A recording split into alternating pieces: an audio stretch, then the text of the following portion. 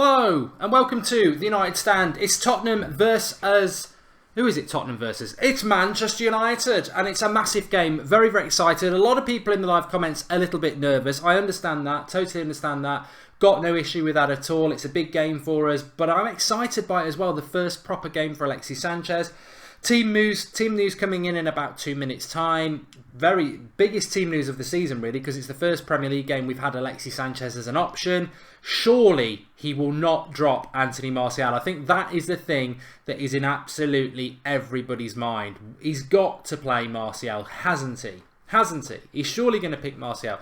As I said yesterday, if I'm being totally honest, and I can get this right, I don't want to have a look at Fernando Torres. I think I've got rid of the image, but I went with the team of, and I don't take this as the team. We haven't won 4-0 either. There's a few mistakes tonight. We'll sort that out in a bit. Don't worry about that. But Mustafa's seen that it's 4-0. My team was De Gea in goal, Valencia, Jones and Smalling, Ashley Young, Matic, Pogba, Lingard, Martial, Sanchez, Lukaku. If that's the team, boom, I think we'll win the game. But we don't know what the team is yet. I think the most important thing is Anthony Martial must start. And Fish6798 says, I can see him playing Martial, but at right wing. As long as he wins, as long as he plays, that's all that matters. The team news is more exciting than anything else, says Mini Diver.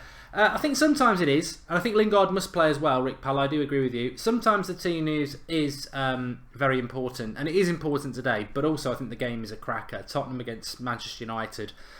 We win this game, I think we've guaranteed Champions League football. We've got 8 points from 5th, which is Spurs.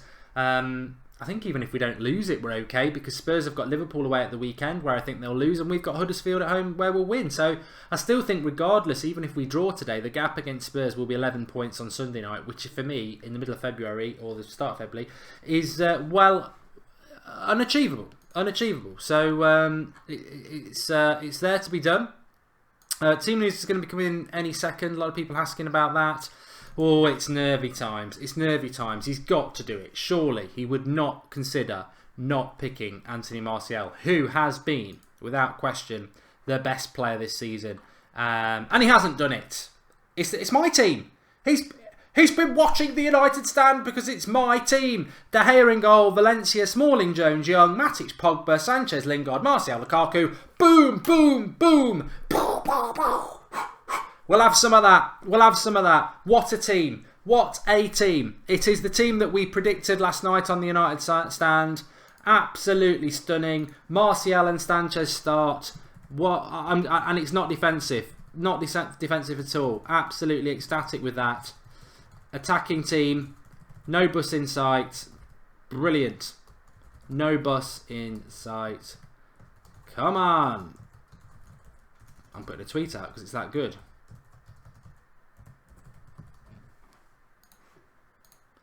Well, I'm very, very happy with that team. Very, very happy with it. Andy, can you hear me? Yeah, hi Mark, how are you doing? I'm good, thanks. I'm very good now. I've seen that team coming in. Really, really excited with it. I'm going to get it up on the screen for everybody now. De Gea in goal, Valencia, Shaw and Smalling, Young, Matic, Pogba. Then we've got Martial, Sanchez, Lukaku, Lingard. Exactly the team that I picked last night on the preview. 11 out of 11, got 9 out of 11 last week for the Oval game, which is very hard when he's playing the reserves, but I'm just really, really pleased with that team, Andy. That's fantastic. It's what we all wanted to see, wasn't it? Yeah, it doesn't even matter for me who's on the left, who's on the right, out both of them. I'm absolutely buzzing that he's picked that team. It's a perfect team, isn't it, really? It is. I mean, it Spurs is a difficult game. A lot of people did expect him to play a midfield three and maybe drop Lingard or Martial and play with another man like a Herrera or even a Fellaini in that midfield.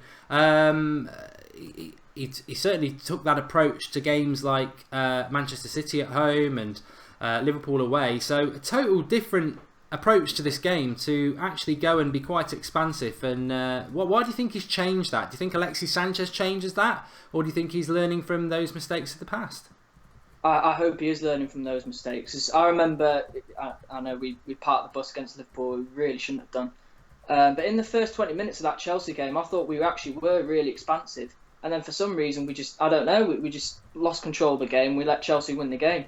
So I'm really, really happy that he's gone with a midfield two and a front four effectively. And I'm not Lingard's biggest fan, but I do agree that he should be starting this game on current form. You couldn't put Mata in there ahead of Lingard. So really, really positive. I'm just looking at the Spurs team now as well. Any shocks in there? I presume Eriksen is playing because the Yeah, expectation was that he would. no Alderweireld though, which is positive. He's one of the best defenders in the league, in my opinion. So Harry Kane, Son, Ali, Eriksen. Yeah, Spurs still got a strong team, but I'm quite chuffed that Alderweireld's not playing. Yeah, I knew he wasn't going to be playing because they said he was injured anyway, but there was a bit of a doubt over whether Eriksen would be back or not. So, Yeah, he is. yeah, I'm really pleased with that. But our subs, just for people who want to know, Romero, Rojo, Shaw, Fellaini, Herrera, Mata, Rashford, a very, very strong bench again as well.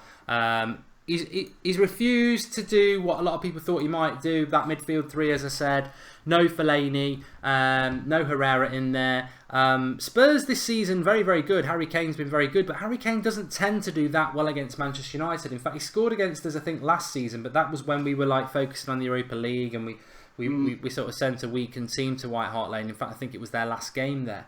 Harry Kane doesn't traditionally do that well against Manchester United, but I'll put my hands up and say, you know, if Kane or Lukaku was a debate last season, I don't think it is this year. Harry Kane's been fantastic.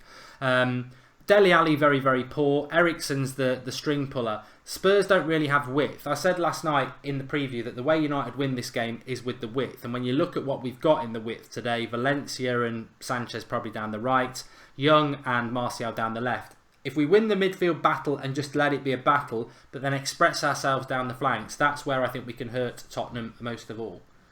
Yeah, definitely. We've got, if you look at it like that, even with Ashley Young, who is playing brilliant at the moment, if you were to replace him with Luke Shaw, so it'd be Shaw, Martial, and then Valencia, Sanchez, that's the best two wings in the league, in my opinion, easily. Yeah. So absolutely brilliant. I'm really, really happy with that. Yeah, I think I think it is interesting the way we've approached this game and what we're doing in relation to attacking. I think it's been an interesting day. I've seen a lot of Spurs fans saying we're going to beat Bushchester 4-0 and this, that and the other. And I've been very, very confident about this game. I don't see us losing it. I think there's a lot on the line here. And I think we're seeing a new Manchester United with Alexis Sanchez in it, which improves the team undoubtedly. It was a good team, but now, you know, we've not lost anybody for Alexis Sanchez. Well, Mkhitaryan, but like I say, we've not lost anybody.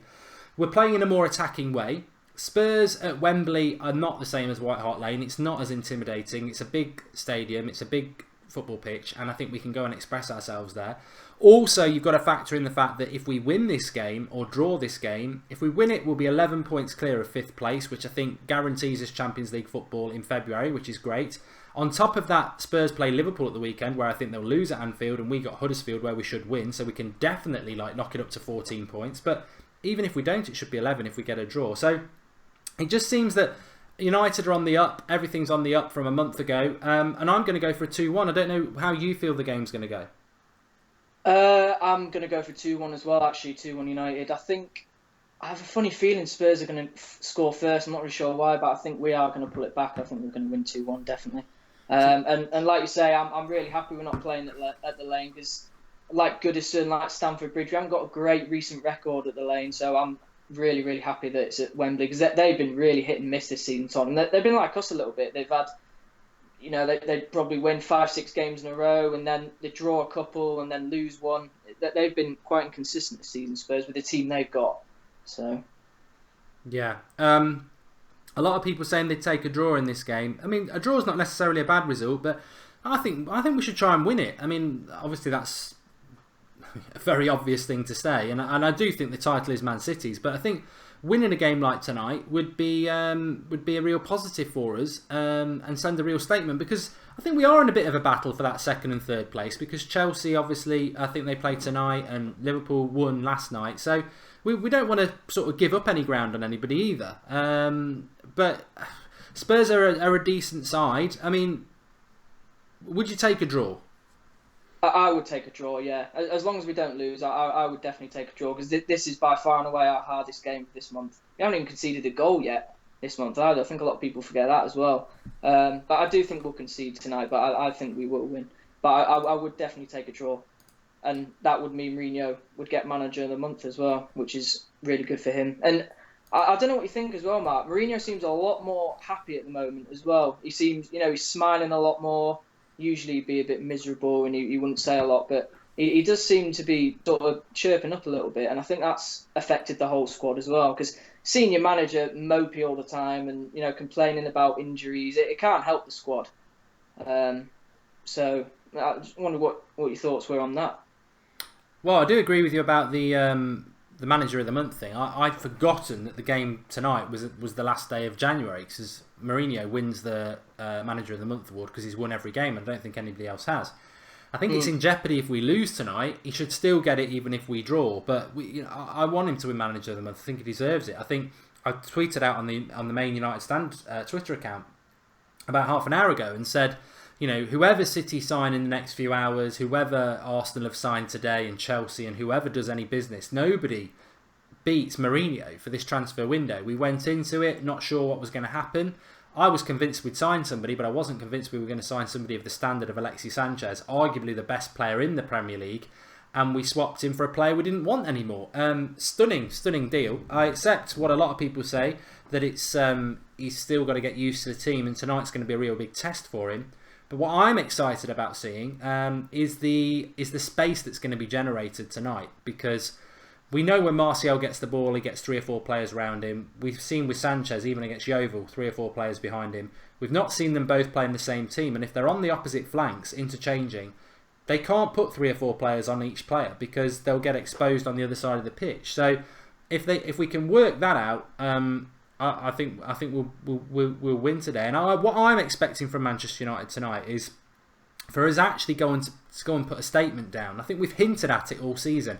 We started the season really well, 4-0 FC, but everyone was like, oh, it's only Swansea, it's only this, it's only that. And we've not really done it against a big team. I think Arsenal at the Emirates was one of the best games I've seen in years, but probably one of the best games I've seen in years because it was end-to-end. Did we deserve to win it 3-1? It could have been any score. De Gea was world-class. What I want to see United do now to progress, and I think we are progressing under Mourinho, and Sanchez is a very progressive signing, is I want to see us go to Wembley tonight and actually just put in a display where nobody can doubt that we've been expansive and we've deserved to win the game. And I think we're on the cusp of that, whether it happens tonight or whether it happens against Chelsea at the end of the month. I think that's where United are heading. Yeah, absolutely. And I was having heart palpitations in that Arsenal game. It's just I almost like turned away. It was so nervy, and of course we don't want to see that, but that was a fantastic result. And I believe we can go to Spurs, especially Wembley, because it's not the lane, and we can win. We need to show that we've progressed, and we need to be expansive. And for me, he hasn't packed the midfield in midfield 3. And as well, because Pogba's not going to sit, is he? Matic is going to do the sitting, and Pogba's going to be given license to go further forward. So we're going to have a front 5 effectively. Because if there's any weakness in Pogba's game, it's his defensive side of the game. I don't think he's terrible at it, but that is his weakness. So Matic is just going to sit there. Pogba's going to drive forward into the space, and he's going to feed like some Martial. So I just can't wait. This is the most excited I've been about a Man United game in ages. I'm absolutely buzzing for it. I can't wait. Mustafa Khan has asked a question. I want to talk about Spurs and the dangers they present, but obviously we've got 50 minutes till kick-off. Let's bring it in. We are very close to 187,000 subscribers, by the way, so if you are new tonight, make sure you click that subscribe button in the bottom right-hand corner. You found a fantastic community, live comments. We will be live, well, we're live till full-time anyway. Then we start another stream at full time for another hour where it's a call-in for you lot to call in and have your say. So tonight we will be opening up Skype from full time for an hour afterwards where you can call in and have your say. Obviously a lot of people will be calling about the game, but you might want to talk about the transfer window as well, which I'm going to talk about Mr. Mustafa now. Obviously all month I've spent it saying I've just got a funny feeling about Ozil, I've got a funny feeling about Ozil. And I do stand by that. Obviously I look an idiot now, but we were right about Sanchez and I'll take that one, thanks. But in defence of my stance, and I never said he was definitely going to sign him, I just said in the last week of the window, if he hadn't signed the new contract at Arsenal, then I think we have a chance, whether it was now or the summer. obviously on the last day of the window, he signs a new contract, which I think is a bit muggy anyway. I mean, he could have done that 2 or 3 weeks ago. Why wait to the last day of the transfer window to do it? Because it sort of did get people's hopes up that he would go. But I've been very consistent about Mesut Ozil, and I will be consistent again. I said at the start of the month that yes, I would take him because we need a number 10. We do need a creator. We do need a magician. And Ozil, Premier League proven, was looking at being free. Yes, I would. Would I sign Ozil now that he signed a new contract at Arsenal and he'd cost about 60, 70 million? No. I only ever wanted him if he was going to be like free or about 20 to 30 million pounds. That was the value of Ozil. And I think all Ozil's done is show what I've been saying about him for the last 2-3 years on this show up until this month. And that's the more consistent thing. He goes missing every time he plays against Manchester United. I think he's a bit spineless, and I wonder about him in the big games. And what's he gone and done today? He's basically gone and replicated that sort of theory I have, and many others have.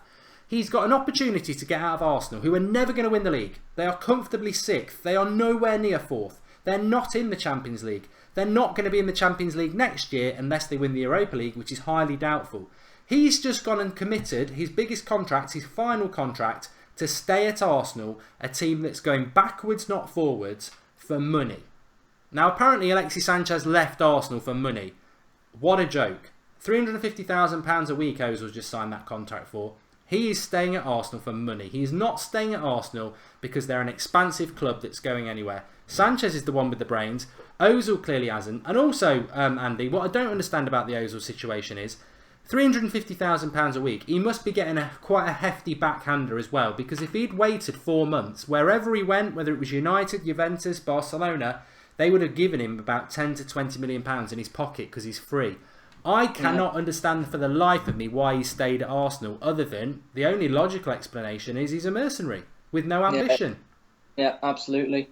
Could have gone anywhere, and he's stayed at a team who, they've just signed Aubameyang, but they are shocking defensively. I watched the highlights last night, the Swansea game. They are absolutely terrible. I thought Liverpool's defence was the worst in the top 6. I think I'm going to have to change that now and change it to Arsenal, because they are unbelievably dire at the back, and he's just committed himself to a new contract. And yeah, it is very muggy. I totally agree. On the last day of the transfer window, he could have signed it any other day, but it just has to be on the last day of the transfer window, doesn't it? But I'm sort of glad in a way, because we've had quite a lot of discussions about him. I didn't want Ozil, to be honest with you. I'm in full agreement that we do need a creator, a number 10. But for me, Ozil, he does go missing in the big games too much, and he's proved now that he is a mercenary. 350 grand a week at Arsenal. He's not going to achieve anything there, is he? They're not going to get top 4 this season. I don't even think they're going to get 5th this season. So it is what it is, isn't it? I just think, I understand why a lot of people wanted him, and I did think it was a good move, but I think ultimately all Ozil's done, and Razza says I'm glad he stayed there. I think he's just exposed what he is. I think we've probably dodged a bullet, because he clearly is a player that doesn't have much ambition. Why would you stay at Arsenal? I mean, seriously, why would you stay? Aubameyang, I like Aubameyang. I've always said that. Aubameyang's a good player.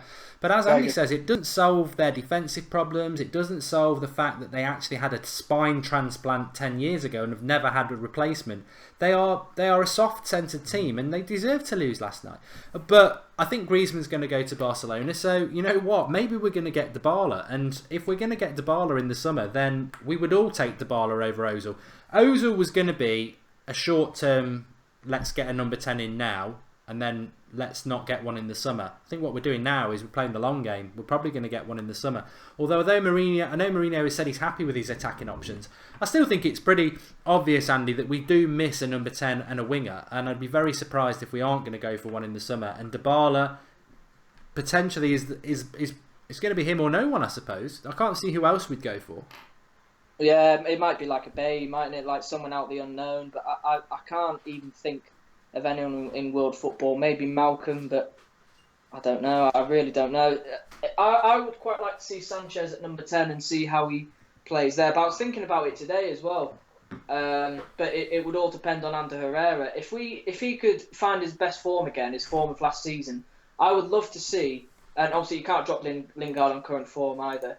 I'd love to see a midfield two of Herrera and Matic, and then maybe Sanchez one side, Pogba at number 10, Martial on the other side, Lukaku up top, because I think Pogba, he's got all the attributes to be a number 10 as well, because he's blessed technically, he's got brilliant dribbling, fantastic shooting, long and short range, and he's got the passing ability as well, long and short range. So I can't see why Pogba wouldn't work at number 10, but if Jose's not going to play Mata at number 10, I don't think he'd play Pogba at number 10 either. No. We've got over 4,000 people watching, so please do smash the like button. We like to get 1,000 likes before kick-off, and especially in a game like this, it's a bit of a superstition. So do hit the like button and let's get all the good luck we can get. But it's a fantastic team, and also make sure you subscribe. We are tantalisingly close to 187,000 subscribers. If you look in the bottom right-hand corner, we're 11 short. So click the subscribe button in the bottom right-hand corner. And make sure you've got your bell on, because we are a live notification channel. So we're live every night at 8 o'clock. Get involved with the channel. Fantastic community. You won't regret it. And remember, after the game tonight, we are live with a Skype show. So you can all Skype in and have your say on the game and what you think about United. But let's talk about Spurs for a moment. We are playing them. I remember not too long ago, Andy, probably around October the time, there wasn't such a big gap between us and Manchester City, and Spurs were there neck and neck, and we sort of envisaged a three-way battle for the title. United had a bad October, but sort of stayed in that second place, even though the gap to Spurs was very, very big. City was very big. Spurs did an Arsenal in November and had an absolute nightmare and fell apart. They've sort of recovered, but they're down in fifth. You know, they're behind Chelsea and Liverpool now. Pochettino, good manager. They did great in the Champions League. But they're not probably the team that I feared when they came to Old Trafford and we beat them 1-0. I'm more confident going to their place. And I think over the last 3 months, I think that they've declined and not gone forward. I must admit, I haven't seen a lot of them, and maybe they might cause us a few problems tonight. But when I look at the team that they've put out, Lloris, Trippier, Sanchez, Vertonghen, Davies, Dyer, Dembele, Eriksen, Dele, Son, Kane, I see a lot of energy, I see a lot of ability, but I don't see a lot of experienced winners there. And I think that's where United's quality, the Pogbas, the Sanchez, the Martial, even the Lukakus, the Matic's, if they turn up tonight, I think we've got too much for them. Yeah, and going back to what you're saying there about Spurs' inexperience, cost them, didn't it, twice in the title race with Leicester and Chelsea. That is the one weakness they have, because they have the potential to be a fantastic team, Spurs. They probably, well, I'm not going to say they should have won the league, but I mean their team, they've got strength in defence. One of the best, I think, alongside us, they've got the best defence in the league. Midfield, they're really strong as well. But for me, they don't have enough creators. I mean, I look at Eriksen, look at their midfield. Dembele, he's a monster, but he's not that technical, is he? Eriksen's probably the only one, and Eric Dyer just sits in front of the back four, doesn't he? I mean, look at us. We've got Martial, Sanchez, Lingard on current form, Paul Pogba, who are all fantastic creators. And then they've got Harry Kane up front, who is, for me, he's one of the best strikers in world football for sure. So, I mean, if you took Eriksen and or Kane out of that team, they do struggle, because they've got a lack of goals without Kane and a lack of creativity without Eriksen for sure. Yeah, definitely. We've had a couple of super chats, so let me read those out. Matthew McFadden says, didn't the media say Ozil is now joint highest earner in the Premier League? Congratulations, media. You've exposed yourself for your blatant lies about £450,000, Sanchez. Sanchez wages are a lie anyway. I mean, it's just, even Guillem Balaguer has tweeted about United today when talking about Ozil. It's just, they're just bitter, and I can't swear, but they are bitter, you know what. And so what? Look, even if we were paying him £1 million a week, which we're not, it's our money. We generate our own money through us. Yeah. There's no argument about it. And Blake the Third, thanks for contribution. He says, what about Justin Kluivert? What about him? I mean, maybe in the summer, maybe, but he's an Ajax player, and I don't know. I think we need more established players than that. But we'll see. The transfer window is shut for United, as far as I'm concerned. Yeah, definitely. It's a risk as well. It is a massive risk buying from the Eredivisie, because you could get a Memphis, or you could get a Ruud van Nistelrooy. So you never really know from that league. Definitely. Lingard is better than them all, let alone Mata, Sanchez, Pereira, most overrated, says Durrani. Hope that Young doesn't cost us today, says A7 Alexi. Well, I think Andy touched on it a little bit himself, that Luke Shaw can feel hard done by, but as a fan, I probably would prefer Luke Shaw, but I think it's great that we've got two players in the same position battling it out with each other. Good job this window, Mr. Woodward, says Eric Ross. Yes, I'd agree with that. Spurs have gone on attacking option. They've put in Eriksen, Ali, Son and Kane. Exactly, Jay Hart. I agree. I think it's really exciting because we've gone attacking, they've gone attacking. Wembley's a big pitch. Look, it could go horribly wrong tonight. Let's not get ahead of ourselves. I think United will win, and I think it's an opportunity to put a real statement down and show what we're capable of. But on the other hand, we could get played off the park and lose 3-0, and there's still work to be done. Yeah. I think there is still work to be done. I think we are still a work in progress. Last night there was talk that Daley Blind was going to go to Roma, which I don't know what you thought about that, Andy. I think it would have been a positive to get rid of a player who ultimately, maybe a bit harsh, but is surplus to requirements. Looks like he is going to stay. But that, for me, would have been another good deal to move another player out who, realistically, are they even bench quality anymore? Yeah, I completely agree. And you know it's bad, don't you, when Ashley Young, don't get me wrong, I agree, he's playing fantastic at the moment and he does deserve the left-back slot. But he's not even a full-back, is he? Daley Blind, that's one of the positions he can play. He isn't a full-back, but he can play there. So he's getting overlooked for a 33-year-old winger, effectively. So if that doesn't say that your time's up at Man United, then what does? And the same goes for Darmian. I mean, he's been absolutely woeful since Van Gaal left, really. He's absolutely terrible. I mean, if we can manage to get a profit from him, I think Ed Woodward deserves an MBE. Really do. Yeah, definitely. I think we will get some money for them as well, because the thing about Darmian is that he's a player that always seems to be very, very wanted and high thought of in Italy. And I think, £15 million for him, I would snap the head off of anybody who wanted to pay us that. And there seems to be interest. And the same for Daley Blind. I think if we can get £30 million for two players we don't really want anymore, then that is a positive for United. Yeah, for sure. Absolutely. And happy with that. It's a very, very attacking side, I agree. A lot of people saying that, and I just can't wait for it to kick off. I cannot wait for it to kick off. How can Spurs hurt us? That's what I was going to move on to, because Dembele is a player that over the years I've always really admired, and he always seems to do well against United. Picks the ball up, runs at the opposition. But I do remember Matic at Old Trafford against Spurs, and I think he was man of the match if I remember correctly.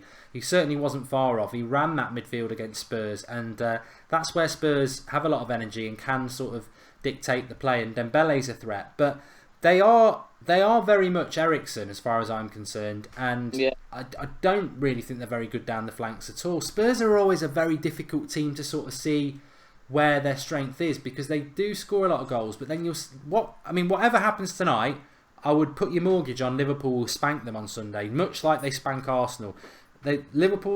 Spurs and Arsenal just do terrible at Anfield, and I guarantee you Spurs will get absolutely whitewashed against Liverpool at the weekend. But Spurs are a difficult team to sort of see their strengths. I mean, they do have them, but what do you see as Spurs' strength and where we've got to be careful tonight? I think Harry Kane, definitely, he only needs, I wouldn't even say half a chance, a quarter of a chance. That's all he needs. We've got to make sure we keep him quiet tonight. But Eriksen, he's a fantastic creator. He really is. He's one of the best in the leagues. He's got the lot as well, dribbling, passing, long-distance shooting. Because I think he was ill for the Newport game, and I was really, really hoping that he'd be ill for this game, because he is a fantastic player. I would love him at Man United. I really would. He's quite underrated for me. Nobody really talks about him a lot. Like the press, it's all De Bruyne, and Salah. Eriksen doesn't really get a mention.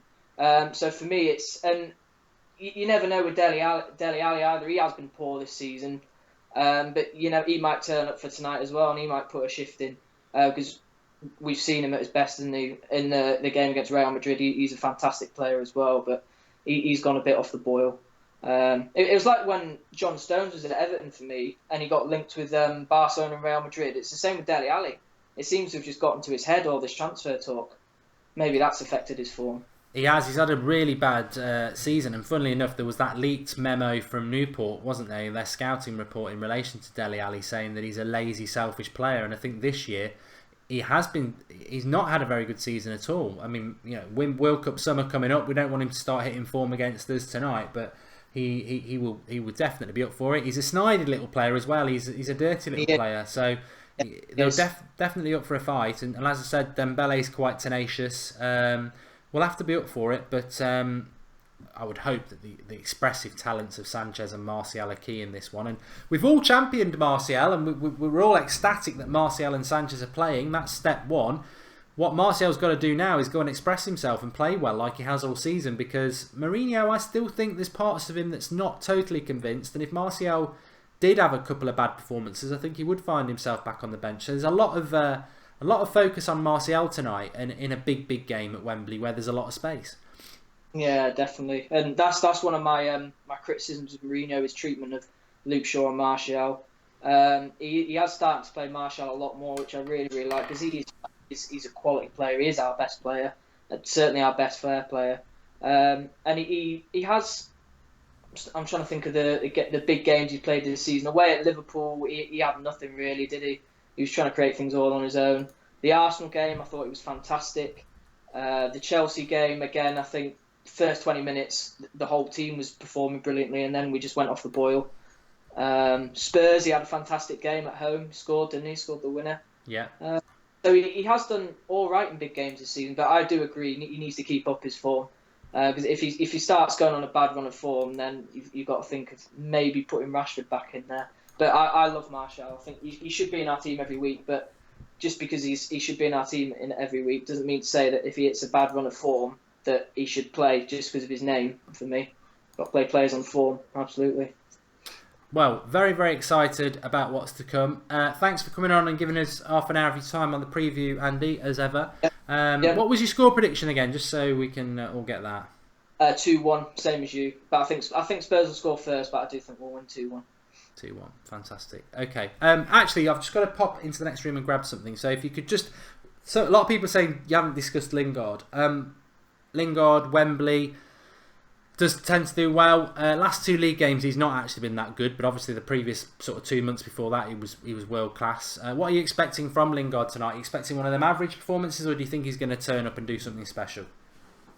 Well, obviously the hope among every United fan is that he continues this fantastic form he has been on. I don't agree that he should be in the team long term, but on current form, you can't drop him. He's been absolutely fantastic. The last two games. Before the Yeovil game, he looked to be going back to his sort of average self, but he's been absolutely fantastic in the last sort of 10 games. The goal against Yeovil was brilliant, although it was only against Yeovil. And he's got a brilliant record at Wembley recently. I was actually at the three most recent Wembley games, and he was absolutely fantastic in all of those. And it's brilliant that the front four can all interchange, and maybe he can drift out to the right at some point during the game, or drift out to the left, or stay centrally and support Lukaku. So, I think on current form, he's absolutely fantastic, and you can't drop him at the moment. No, I mean it's fantastic, really, when you think about it, because he's a player playing in a big game like this that maybe many people didn't think he could be. I still think the jury's a little bit out, but he can only get picked, and if he turns up today, that'll be fantastic. But Andy, you did turn up. Thanks very much again, and I'll speak to you again very soon. Yeah, all right. Thanks, Mark. All the best. Cheers, Andy. Trippier is awful. We can create many chances with Martial now, says Ramsey United. You're right about Trippier. I think he did play against City, didn't he? I mean, Spurs were terrible against City. Absolutely terrible at the back. So they're going to get smashed by Liverpool at Anfield on Sunday, Spurs. So hopefully we can sort of start that party soon and take advantage and get 3 points against them, because I don't want to see us losing second place, and I don't see any reason why we should do. But we are about 29 minutes away from... I've got something in my eye. 29 minutes away from kickoff, and really, really excited about it. It's a fantastic lineup that many of you will see there. De Gea in goal, Valencia, Smalling, Jones and Young, Matic and Pogba, Lingard ahead of them, Martial on the left, Sanchez on the right, Lukaku up front. It's almost flawless. I mean, you do start to think, how do we improve that team for next season? Where is the where is the position? And probably Lingard for Dybala. I mean, that's the sort of high level we're talking at now. So very, very happy with it. Very happy indeed. Nathan Brown made a contribution. He says, happy birthday to Kieran Wynn. Great work, Mark. Yep, happy birthday, Kieran Wynn, whoever you are. Spurs says, Af, always score late minutes. And Fellaini to score screamer in the 90th minute, says Shiva. Substitutes, obviously we'll probably be talking about them at half time. I'm sure we will make substitutions. I'm sure Spurs will make substitutions as well. And I do think that we will probably see Fellaini and Rashford at some point, because whatever happens, I'm sure this will be the sort of the game where Mourinho does decide to park the bus if we're winning 1-0 with 70 minutes to go. Lucas does look like he's going to go to Spurs, Notorious J. Good luck for them. I wouldn't have took him at United. I'm glad we've not signed him. And must win to shut some mouths, says Ad Shab. Yep. It's interesting, isn't it, what Arsenal fans will be hoping for tonight. They hate Spurs and they hate Sanchez, so probably a draw, I suppose. Are you showing the match, says Dara Flanagan. Mark, are you sick, says John Samuel. Not in that way. I have got a bit of a cold, but I'll be fine. Remember tonight, straight after the game, we're live until full time anyway, but remember after the game tonight, we are live for another hour. Skype show. You can Skype in and have your say, and want to get as many opinions as possible. I'm sure a lot of people will want to talk about the game, and hopefully it's going to be a good game. We've got Flex at the game doing fan cams as well. They'll be going up tonight. But on top of that, also, maybe some people will want to talk about the transfer window and stuff like that. So an hour after the game will be Skype Goldbridge for you to Skype in and have your say. Looking forward to that. Like the video, says Mark Ojo. Subscribe to the channel, yes. Lots and lots of people watching. If you are brand new to the United Stand, we're live every night at 8 o'clock. We're live for every match an hour before with the team news, right the way through till full time. Fan cams, transfer shows, loads going on. Normally a couple of bits of content every day on the channel, so make sure you subscribe and get your notifications on. And join the United Stand community. We're closing in. We're on that road to 200,000 subscribers now, so keep spreading the word and getting involved. We've got a fantastic community, and you're definitely not going to regret it. It's not about me. It's about the community, and we've got a great one. So, what's the time where I am? Says Nicholas Myers. It's 35 minutes past 7, 25 minutes to kick off, which is at 8 o'clock here. Which reminds me, I love this bit of the show. We always do it on a watch along. Let us know where you are watching from and what the time is, and we will give a few people a shout out. Green Hazard says Sanchez playing tonight. Much love. Where in the front three will Sanchez play, says Liam Murphy. Well, it's only a theory, but Lukaku will play as number 9. I think Martial will play on the left, Sanchez on the right, but I do think we'll see some interchanging, because let's not forget, Martial is right-footed and can play on the right. So I do think we'll see some fluidity, and also I think Lingard allows us that to do as well. Shiva is on about Tahith Chong, very exciting player. Sanchez hat-trick, says Warren Storr. That would be sweet, sweet, sweet justice, wouldn't it? That would be fantastic if he did that, because it would make everybody sit down outside of Manchester United. Dyson Furious says, I was subscriber number 42,443. I'm glad you wrote it down, pal. Long time ago, but it's been a fantastic journey, and long may it continue. Brad is in Bristol. Thomas Hunt is in Northern Ireland. Mr. Zaki Boy says he's in my bedroom. Interesting. Milan is in Barcelona. Dum bum. Chimney, K, Bibad, Bajan, Saha are both in India, and it's 1 AM. Cassel's in Germany.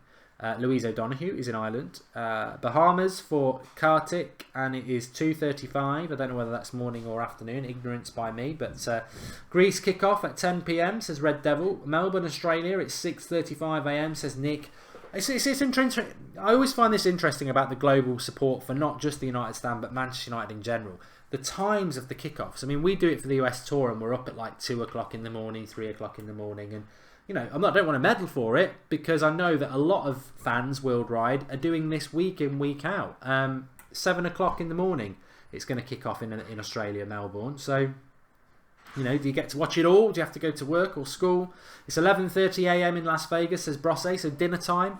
You know, fantastic the support that we have. Sweden are 1 hour ahead, says Adam Tastic YT. James Carley's in Turkey. It's 25 to 11 at night. It's 5:30 AM in the part of Australia that Pure Techers is in. Md Khalad is in Bangladesh. Qatar for Jazzoom, and LA for Janeth Motta. South Africa for Ted 95. Susan McKerney feeling positive and buzzing in Norfolk, UK. And we've got Scotty Sinclair, who's in Scotland, and we've got 2 players think in South Africa. Ed Woodward's in Manchester. USA supports Manchester United, says Alec Dukas. 12 p.m. in America, says Exploding Goat Gamers.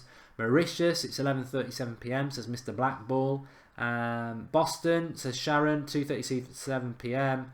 2:37 p.m. in Jamaica as well. All over the world, the United Stand community. Unbelievable. And, well, not unbelievable, just very, very warming to know that we're all watching this show collectively, getting excited about a Manchester United game, and whether you're looking at me or looking at the live comments, all over the globe is pretty much covered by everybody who's watching this show now, and everybody who supports Manchester United. I mean, that's what we are. We're a global supporting club. It winds me up so much. Well, it doesn't. I ignore it now.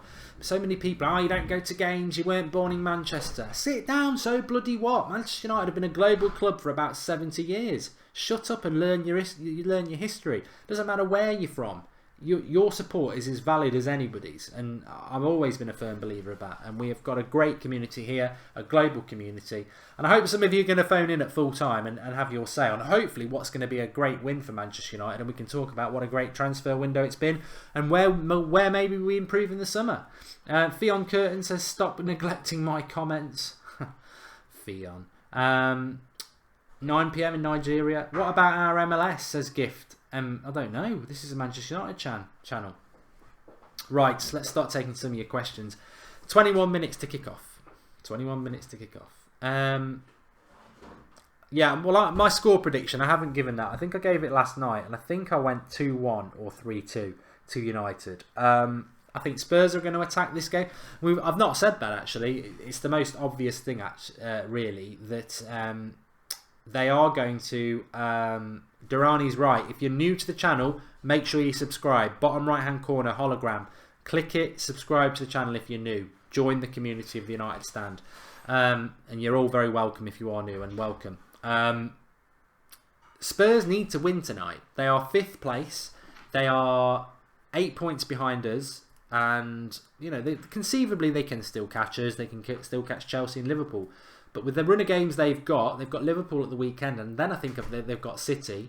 They've got to take at least 6 points from 9 just to keep in the race for top 4.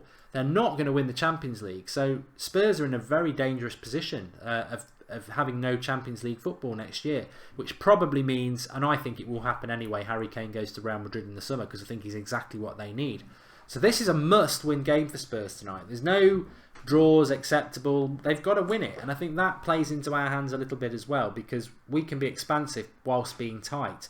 I think Pogba and Matic and Jones and Smalling have got to be very intelligent today. I think Lukaku's got to definitely defend from the front, and then I think we need to be expansive down the wings, and Lingard needs to work hard back as well as forward. So I don't see United losing tonight, and let's not forget, I think it's very important, if we lose tonight, Mourinho probably doesn't win Manager of the Month. It gives the Premier League an excuse not to give it him. If we draw or win, I think he's won it, and that would be really, really positive as well. Charon says it's his first live game with the United Stand. He's really excited. Well, I think we're all excited tonight. It's a very exciting game for Manchester United. A difficult game, definitely a difficult game, but certainly one that I think we need to we need to go into it with confidence and express ourselves. And you couldn't wish for a better Manchester United side than the one that he's put out tonight. Really, really am excited to see what we can do, how we approach the game, and how we express ourselves against Spurs, because they are a side that on their day very good, and maybe typical Habib Gaming said it, you know, let's not underestimate Spurs, and I don't think we are underestimating them. I just think there is confidence around what Manchester United are at the moment and what Manchester United can be, and we really should be looking at winning this game and you know, sending out a message. Let's send out a message to all and sundry that this is Manchester United, this is progression, and we're going to go to Wembley and send a statement, because the press hate us, we know that. we're probably not going to win the league. In fact, we're not going to win the league, but we can certainly start looking at next season. We can certainly start looking at the Champions League, and that's what I'm looking at today. I think it's the most exciting lineup, and it's the best lineup Mourinho's picked in his time here. We are gradually getting to where we need to be. Keith Singer says, do you really think we've got a chance at Dybala in the summer? I think there'll be 2 signings in the summer, and I think those signings will be marquee signings. I mean, as of now, I've got no reason to say this, and I've got no real sort of confidence, but Dybala and Milankovic-Savic, I'd take that. I'd take Fabinho and Bale. You know, I think they're the sort of signings we need to make in the summer. I'm quite relaxed about us signing 2 players, but they do need to be players of the quality of the Sanchez signing. Players that everyone else looks at and gets very jealous about. Players that would walk into most teams in world football. That's the sort of business United need to do. Because we have got some really good players at the club, and we have got some really good young players coming through. So it's not quantity that we need, it's definitely quality. Will we high press for 20 minutes or play really defensive, says Hassan Dean. You're going to find out in about 17 minutes. If you want to make a super chat, says Archie386. I'm not convinced you can make a super chat on your phone. I've never tried to do it, but if you can see the $ at the bottom of the live comments and you want to get a readout, then just make a contribution, leave us a question, and we'll read it out for you. How far are Chelsea from us, says Skateboarder Maniac. I think they're 3 points behind us. I think Liverpool are probably level with us, but we've got a game in hand. Fion says Milankovic-Savic and Dybala would be sensational, which they would. Giroud at Chelsea's going to flop, says Anthony Muller. Not really that bothered. I mean, Giroud, Arsenal have got rid of a very effective plan B to focus on a very ineffective plan A. And I do think Aubameyang's a good signing, but he doesn't sort their defence out or their midfield, does he? Lynn Hall says that Savic doesn't want to move right now, but hopefully Jose can change his mind. I'm sure a very big increase in wages and signing for Mourinho at Manchester United with his national teammate Matic might change his mind. Based on Mourinho's comment, no attacking player coming in, says Karen Bansai. Yeah, thanks for the contribution. I did see that from Mourinho, but I you know, whether he's telling the truth or not, I think he's wrong. I think we still need a number 10 and we still need a winger. Ashim Vagel says the lineup I was praying for. I'm very content. I got 11 out of 11, and I think, you know, I think most people could have got 9 out of 11 today in relation to the team Mourinho was going to pick, but 11 out of 11 wasn't necessarily easy because a lot of people felt that he would go with a midfield 3 and maybe draft in Fellaini or Herrera at the expense of a Martial or a Lingard. He hasn't done that. We see Lingard starting, which is a good thing. I said that in the preview last night. I'm not saying he's our best player, but I think Lingard's selection was really important tonight because it means we're going to be expansive. It means we're going with Matic and Pogba as the midfield 2. It means Sanchez and Martial are playing. So Lingard's selection tonight was very exciting. And I think everybody needs to turn up. We have seen in Mourinho's reign, we've seen it regularly under Van Gaal and Moyes, that there is no guarantee that United are going to turn up. I think under Sir Alex Ferguson, 99% of the time they would turn up. It's not always been the case in the last 4 years. The players have got to turn up, and if they turn up tonight, the talent that they've got, we've got every confidence of winning this game. It's all going to be about how Spurs play as well. Gents Tech says even Arsenal fans want us to win. Yeah, they have a deep hate of Spurs. Obviously, it's a local rivalry, North London. 15 minutes to kick off, says Pedro Romero. Don't forget, we will be live straight. Well, we're going to be live all the way through till full time anyway, but we will be live straight after the game for an hour or so with a Skype show for you to call in and have your say, which is great. We do enjoy those shows, and hopefully it's not going to be a meltdown show talking about where it went wrong. Hopefully it's going to be a positive show talking about how many goals Sanchez can score, where we can finish, who we need to bring in the summer, and lots of positivity, because it's certainly been a positive 2018 for United so far. Flawless. We've won every game. We've not conceded in the league in 3 games. Progressed in the FA Cup through 2 rounds. And what else? Signed probably the best player in the Premier League. So Ben Whelan says, I think it's a disgrace how Sky are putting Chelsea versus Burnley on and not Man United versus Tottenham.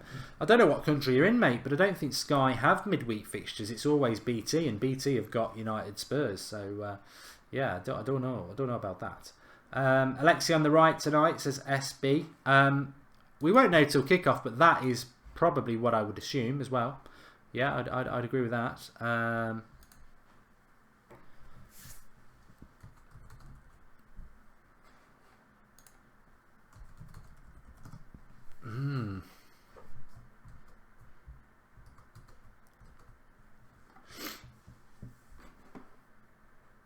We've got any moderators on tonight? I haven't seen any.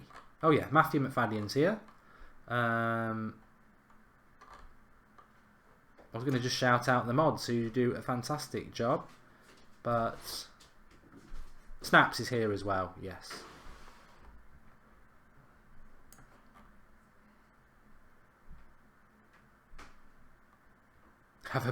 Have a rant about biscuit wheels. That will gear everyone up, says Snaps. If it's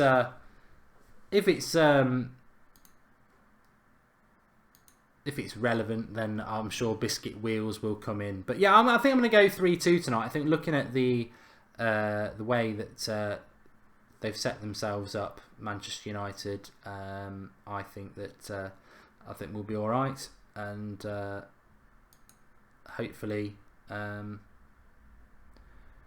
we can win it.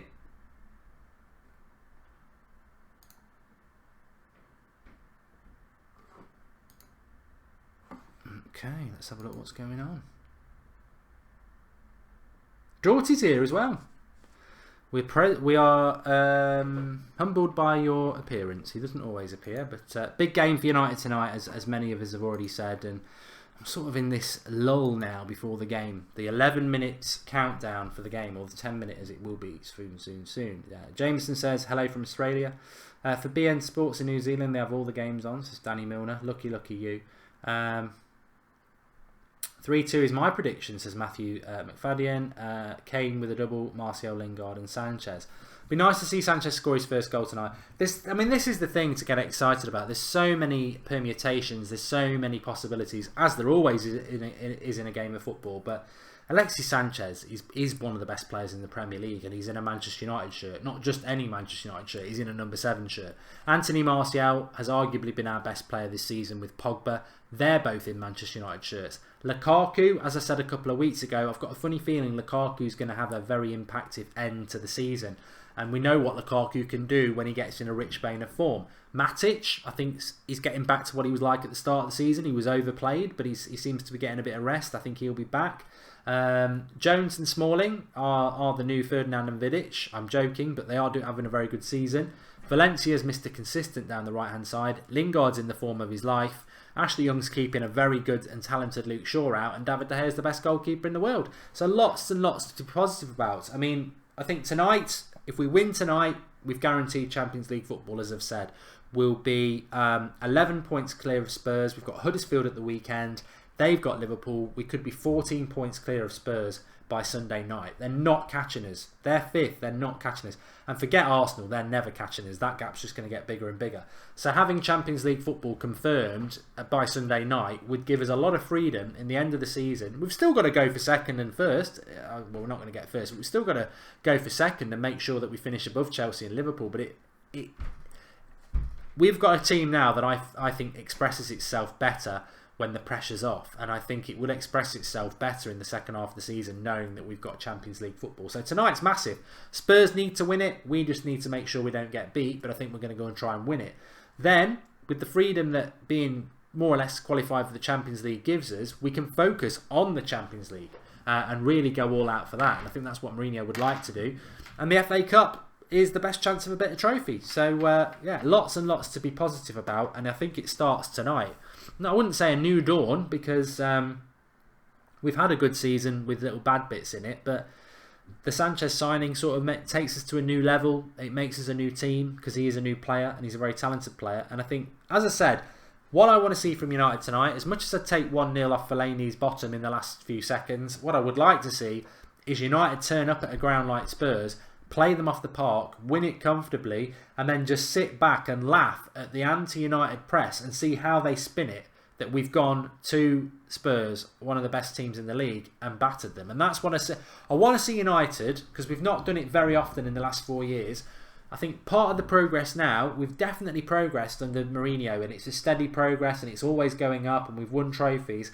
I think the next step in that progress to the top of the mountain is starting to beat the top 6 sides. There are stats about us away from home. I forget what it is. I think away from home, Mourinho hasn't scored a goal in loads of those games. His points record is really, really low. We need to improve that, and we need to improve against the big teams as well. And that's United's next big step in the progression, and it can start tonight. It can start tonight. I haven't had a drink tonight, Todd Parker. No, I'm a bit bunged up. 4,200 watching, says AJ Nell. Yeah, make sure you subscribe to the channel if you're new. Share the video. We could get up to 5,000 if people share the video and subscribe. Ed Woodward says, if you are watching the game, turn the volume down to 0 and listen to Mark and the watch along. Well, I'll be interacting a lot with you lot today because I don't have Marcus with me. He's not here. Was meant to be, not here. But so we'll definitely be interacting a lot with you lot. I've not said this for a while because I used to do watch-alongs on my own anyway. What I would say is what I'm looking for in the live comments is obviously a bit of banter. We like a bit of joking, but also tactical analysis. Let us know on who you think's doing well, where you think it's going right, where you think it's going wrong, and just get involved. Harper Hull says get a whiskey down you. Not on a Wednesday. No, I want to be focused for this game. There's so many aspects to this game tonight. I want to be focused on it, and obviously I want us to win it. But I think it's such an intriguing game tonight that maybe we've had games where we will always watch Manchester United. We know we will always watch Manchester United because we're Manchester United fans. But there are a few games a season where you just generally are nervous but very excited, and that's me tonight. I'm really, really excited. I'm very, very confident as well. Confidence before a fall. You know what? I totally agree. That can happen. I'm not going to say it's not.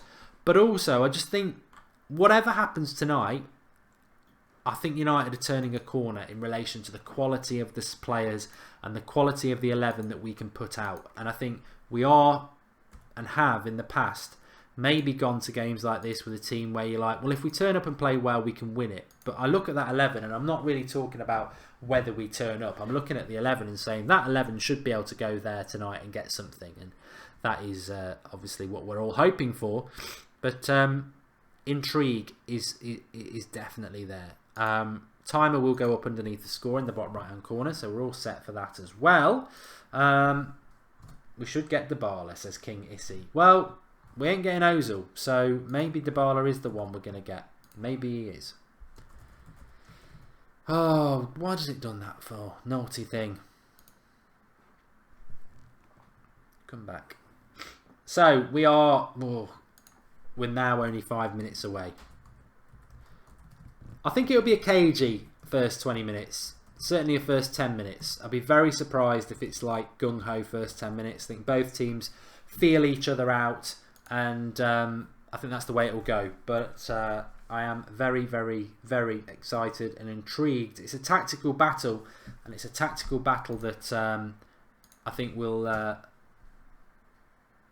be dictated to by many, many things. Many, many things.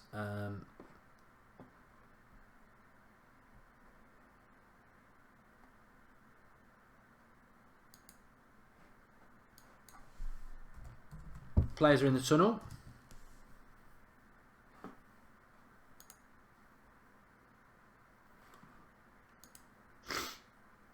I'm just setting up the timer for everybody, so hold your horses, hold your horses. Players coming out on pitch. United in their kit, and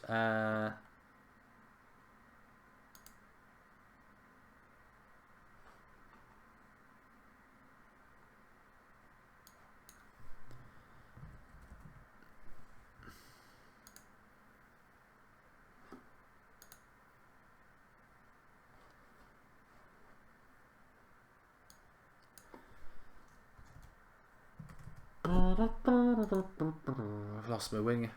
I've lost me.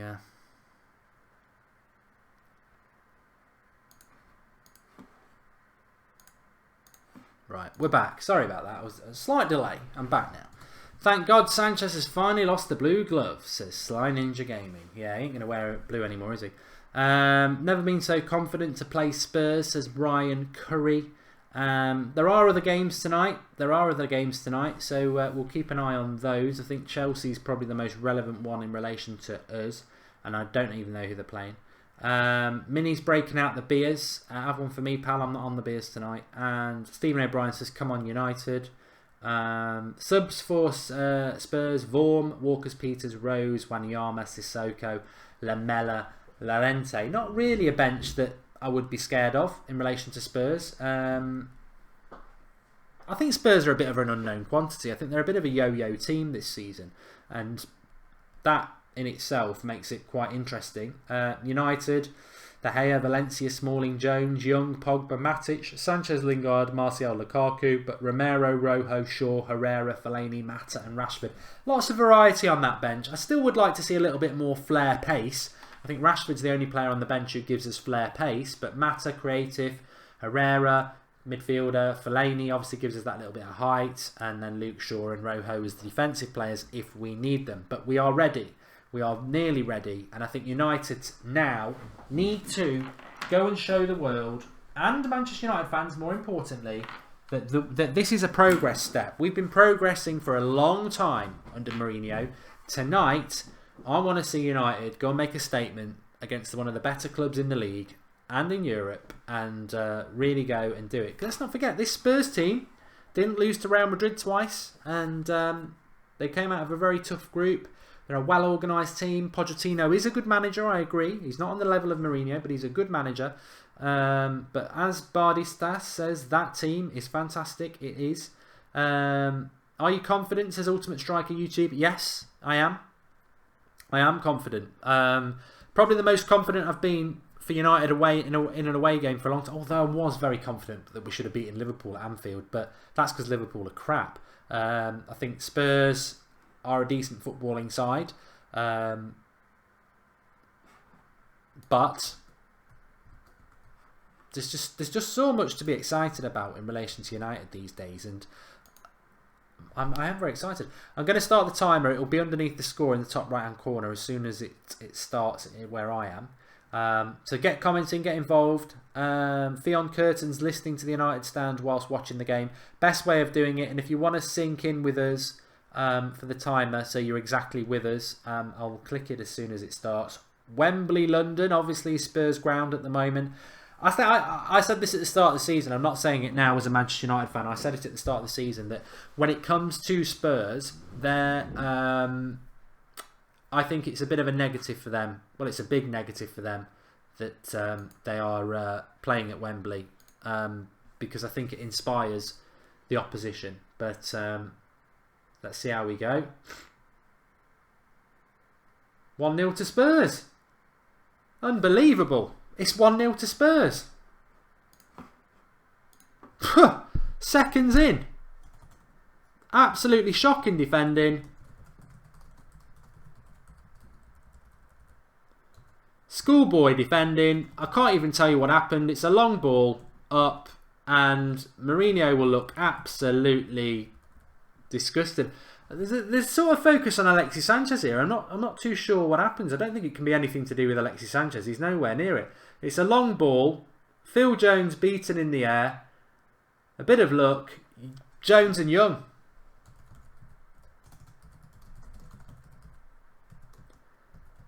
It's a long ball, and Kane beats Jones, and Ashley Young switches off. Wow, really, really poor from United. I don't think you can really get on at Phil Jones. It's a ball into the air. Oh, but Ashley Young's got to track Eriksen. Well, now more than ever, we need to get into this game. And Alexis Sanchez nearly getting in. Martial's playing on the right as well. Alexis Sanchez on the left. Oh dear, what a weird old start. Early days, fasten your seatbelts. Never easy being a Manchester United fan, but it's a soft, silly goal that we've conceded. Long ball forward. Harry Kane beats Jones in the air, which isn't inexcusable. That Harry Kane is very good in the air. The problem is the drop down falls to Dele Alli. Smalling's covering him. It's a lucky connection by Ali. You can't blame Smalling. But then Eriksen ends up in a one-on-one situation because Ashley Young doesn't track the run. 11 seconds and we were 1-0 down. Terrible defending, says Ian Mark. Calm down, everyone, says SB. But Ashley Young is at fault there. But here he is with the ball. We've got a 2-on-1 situation. He's got to look for... Oh, cross comes in. Oh, Lukaku. It was a brilliant cross by Ashley Young. Almost instant redemption. And Lukaku stretching, couldn't get at it. But I tell you what, forget what I said about the first 10 minutes being a slow, cagey affair. It's certainly not. Lukaku couldn't have got on the end of that. And he was offside. But it's been a very interesting start to this game. A very open start to this game. And here's Sanchez. He's looking for the pass to Pogba. Lingard. Oh, keeper saved it. Just wouldn't fall for him like it did for Spurs. But fast-paced game this so far. And United, free kick given away. It's all over the place. It's all over the place.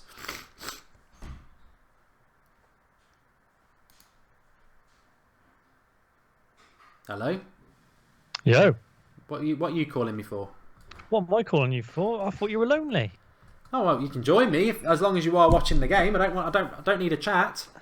It's not for a chat. Trust me, I'm watching the game. Okay. So yeah, interesting. We've got Draughty Devil with us. We should be feel privileged. We've got 5,000 people watching. I'm sure we've gone up from 4,200 to 5,000 because about 800 Liverpool, Chelsea, and well, there weren't many City fans, maybe 2, have converged to laugh at United. But to be fair, United have come back from that goal very, very well. I did say it was early days. It was just switch off, sloppy goal, really. Oh, damn it. Sorry, it's just Lingard just putting a cross then. Was that Lingard who put one in, or Young? I think it's Young. He's trying to get a bit of redemption. He's put 2 good crosses in the last couple of minutes. And I think, in fairness to Jones, it was a 50-50 with Kane, and Kane won it. I think Ashley Young's at fault for the goal because he's just not tracked the run of Eriksen at all, which is inexcusable. Bit of danger there. I got to say, I mean, this game started off at a frenetic pace. It's pretty good. Yeah, it is. And I think United have started off, funnily enough, the better team. It's just that the mistake has given Spurs the lead. But K Blitz says lucky goal, don't worry. Edward Wood says sloppy defending. Disgusting defence, says Fortune YT. We're going to win, says Fernando. It's early days. I certainly don't think it's going to go 1-0. But obviously you don't leave yourself a mountain to climb. But it's more of a difficult. It's the sort of thing that Draughty would infuriate Mourinho, who prides himself on defending, and it's 1-0. You're basically giving them a 1-0 start. Well, you say that, but the commentator gave it the kiss of death just before because they were saying, United have been very, very miserly the last 6 games. Haven't conceded a goal, 11 seconds when we concede. So, to be honest with you, that's probably the commentator's kiss of death. I mean, it was shocking defending. But then, sometimes you get these breaks and hopefully that will just motivate United to go on the attack. Because as you said before the match, it's a very attacking team. So you'd hope United have got enough to get the job done. But 1-0 down already means we've got to get another 2. So, yeah. I tell you what, I do appreciate that Alexis Sanchez is an amazing signing, but I've got to be honest, I do not like Martial being shoved out to the right. He's not a right winger. No. And that's the problem. I'm not really convinced by that one because he's always been playing out on the left. So, I know a lot of... was it about 10 years ago they started doing all this wing swapping? So Beckham would have ended up as a left winger probably these days. But I'm not a fan of it.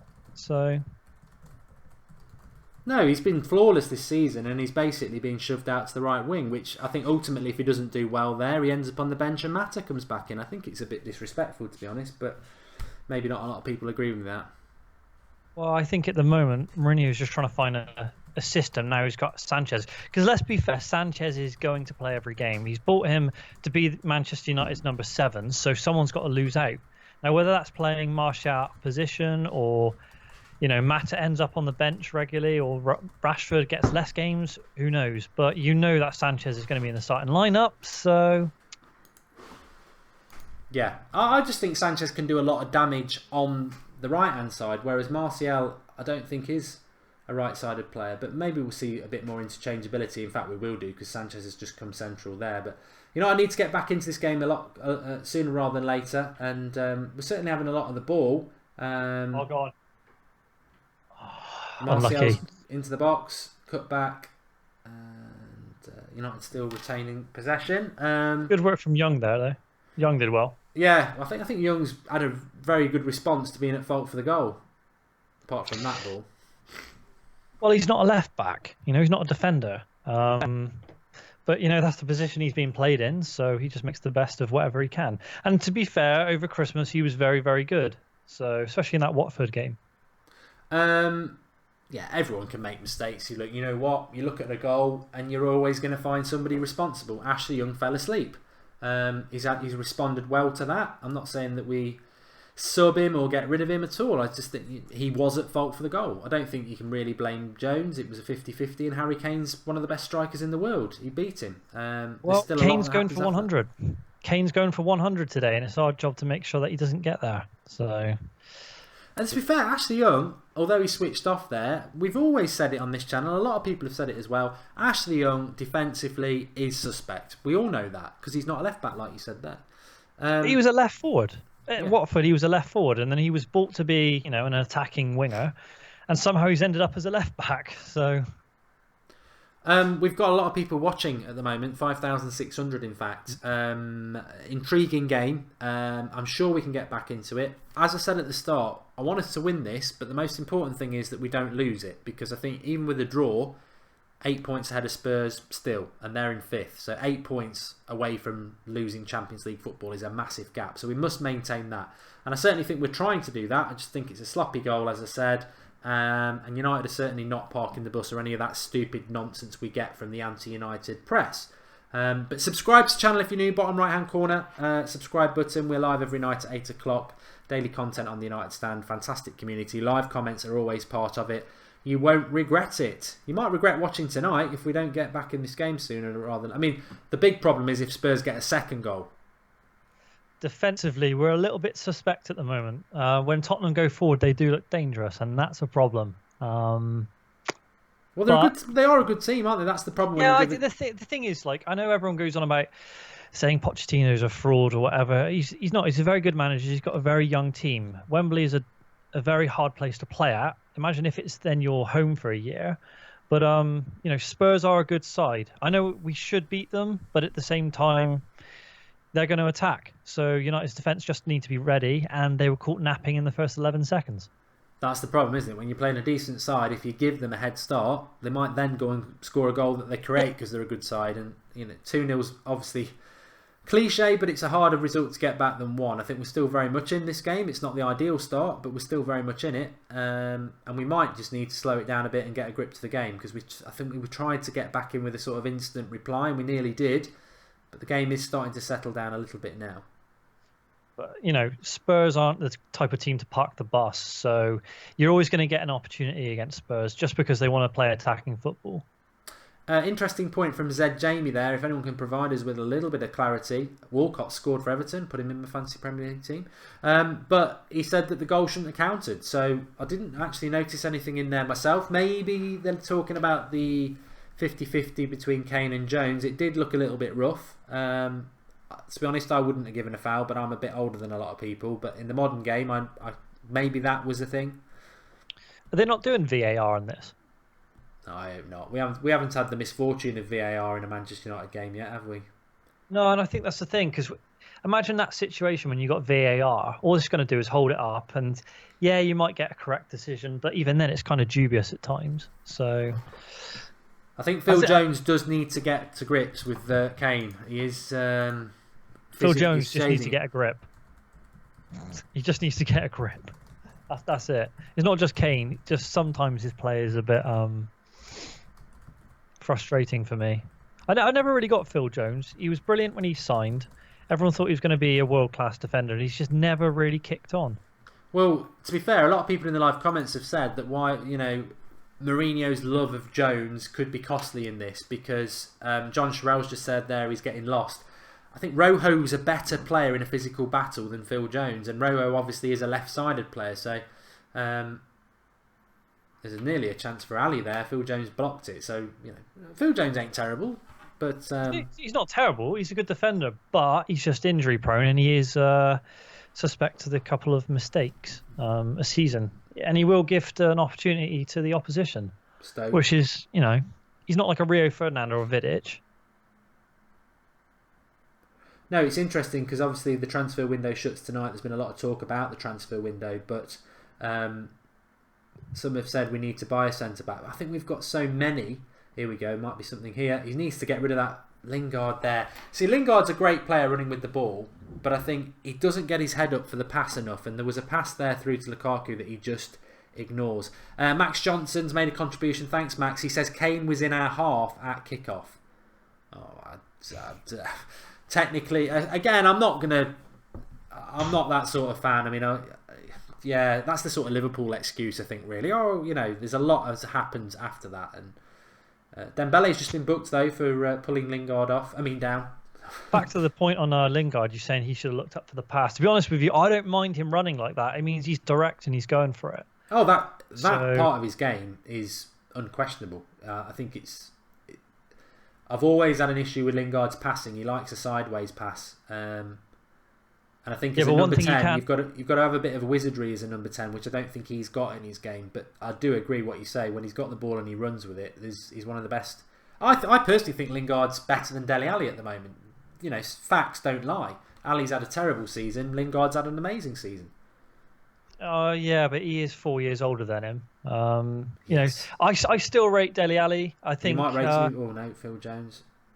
I still like Dele Alli, but I mean Lingard, he was absolutely on fire over Christmas, and he does. I mean that Watford goal when he just strolled past everyone, that was almost Messi-esque. I mean it's fantastic, and he does have it in his locker to come up with these worldies. He just needs to do it on a consistent basis. So I don't mind all the silly dabbing and all that kind of stuff, just because he's having fun, and when you're our best player over a period, I don't have a problem with it. So United need to wake up is a lot of what people are saying at the moment defensively. Fortune YT says it as well. Sloppy says Hashel Arjan. Come on United says JKK Football. There's a lot on the break. A lot going on in the break. I tell you what, it's a good game. We were speaking about the Arsenal game before and how tense that was, and I think the first 15 minutes of this game is following suit. It's a good game. Young looks so shaky, says Dave WHTN. Yeah, Young does look a bit. He's not quite at the races at the moment. Sanchez taking a bit of a knock. Bit soft, if you ask me. That's one thing about Sanchez. He is a little bit soft sometimes. He does go down pretty easy under a challenge. Reagan Price makes an interesting comment. We need Zlatan. I don't know under what. Well, it's all about opinion. Sophie says, "How is Sanchez playing?" It's hard to really give any sort of consistent analysis of any United player so far because it's a very fast and furious game and it's not settled down. He's hardly had the ball. Sanchez has hardly had the ball, so really you can't judge his performance at all because he's just not had any. We haven't really done anything in the final third, really, apart from that interplay with Martial and Young. United haven't really looked threatening apart from maybe the first 5 minutes. Spurs are pressing well. Oh, here we go. Lingard sees now he's got to find that pass. Go on. Go on. Oh, Lukaku. Touch of a brick wall. I don't mind Lukaku. He's got a good work rate.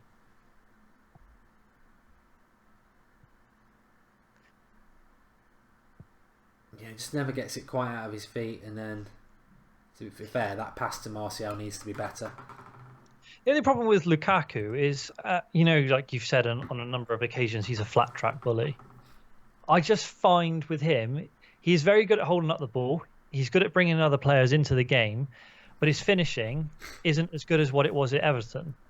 And you kind of question, does Mourinho want to bring in another Ashley striker? Young is lucky. Oh, go on. Oh, he's got the ball though. Sanchez brought down again. Foul. Yep. He likes a tumble, Sanchez. I've noticed that. Yeah. In the first, I mean, I don't watch Sanchez week in, week out. It's obvious he's a very good player, but I was more talking about this thing by Ashley Young in the box. That would have been out of the box, to be fair, anyway. And it's totally accidental. It's just the way he stands. Wow. Yeah, I've just seen that replay of Sanchez go down. He does like to take a dive. I'm not saying he dive in there, but he does go down an awful lot.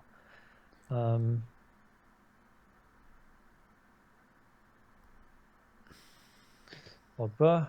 Rad Rally says, is Martial playing well? Well, he's in a position I do not like, out on the right wing, but most of our plays coming on the left.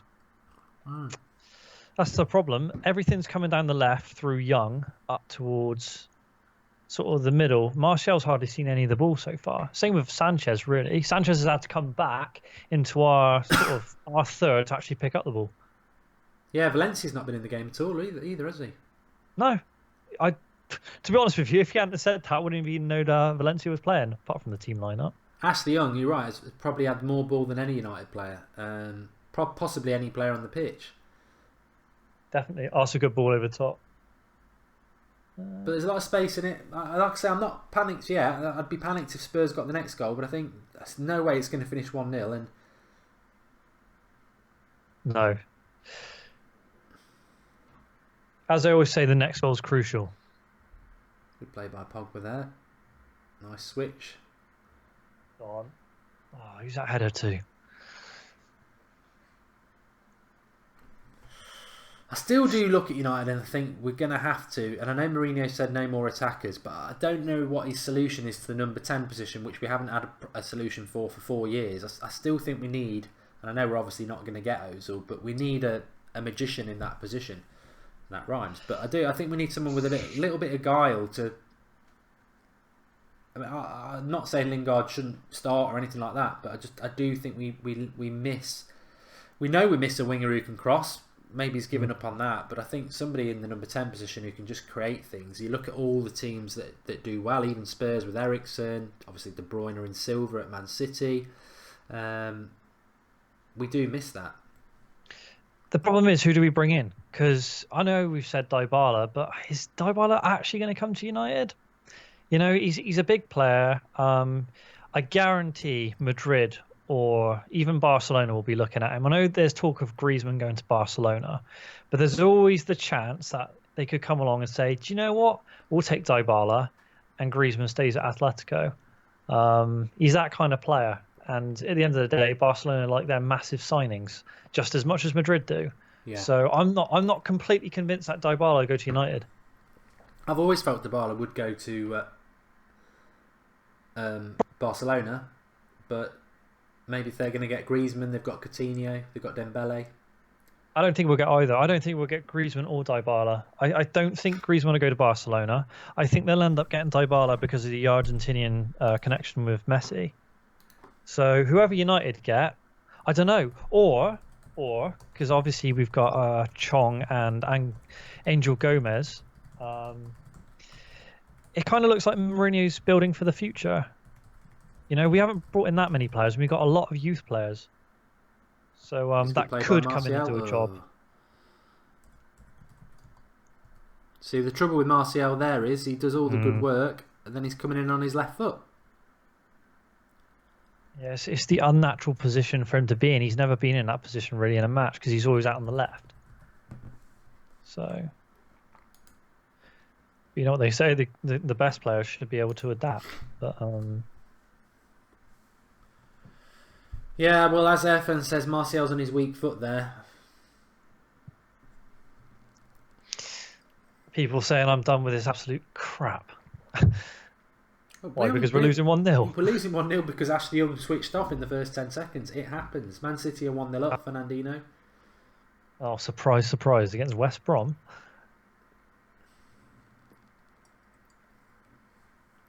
We've got to take this game in stages. We've just got to make sure we don't get beaten in this game, first of all. Yeah. I tell you what, they are liking to attack down Ashley Young's side as well. Yeah, it's a very left-sided game, isn't it? You know, Valencia and Martial are strong players for us. We need to mix it up a little bit. Yeah, Valencia's hardly seen the ball at all. Martial's hardly seeing the ball. Everything is going attack for us down the left, Spurs attacking down the right. So Ashley Young is our weakest defender and our strongest attacking threat at the moment. How does that work out? What have we got? 22 minutes. 22 minutes already.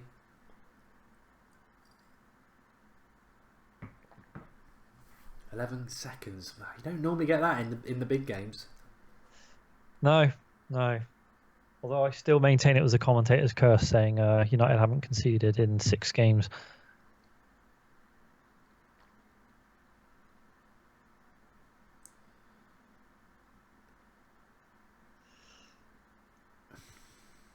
Spurs just camping outside our box at the moment. And back to Ashley Young.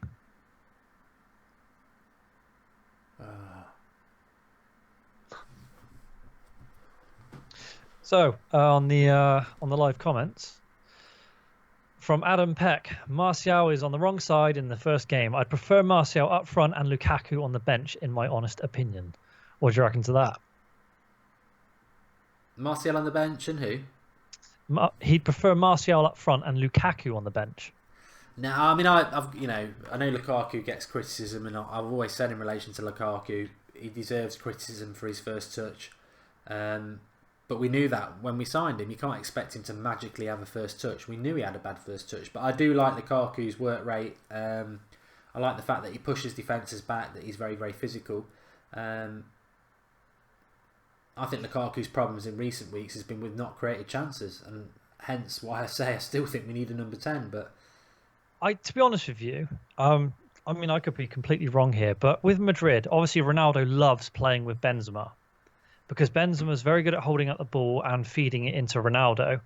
I kind of feel like Lukaku needs that kind of partnership with someone else. I don't think he can be the main goal scorer. I think he needs someone else with him.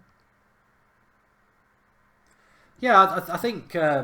Walcott scored again. 2-0 to Leicester. To Everton against Leicester. I think, yeah. I just think United have struggled for 4 years without a number 10, and it does mean that the striker gets isolated. I think even at times last season, Zlatan got isolated as well. We were lucky with Zlatan last season. It's just a shame he had that terrible injury, and he doesn't look like he's going to come back from it. And I love Zlatan. I thought he was fantastic, and I've always liked Zlatan anyway as a player. But it's sad to see him not back to his best. Yeah, United down the left with Sanchez. Yeah, again down the left. Little into Lingard, cross back. Here we go. Oh, Dele Alli and Jones in a one-on-one. Stand him up, Phil. Just stand him up. You wonder where the defence was there, because if Dele Alli gets that right, Son's in on one-on-one. It's only because it clips Jones' foot. If Dele's on form, then there's a problem. But Dele hasn't been what he was last year. It's the biggest cliche ever, but next goal is crucial in this game, because I think if United go 2-0 down, I think the heads will go down as well.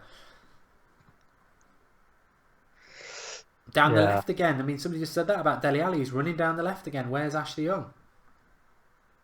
Ashley Young's having a picnic. His head's elsewhere at the moment.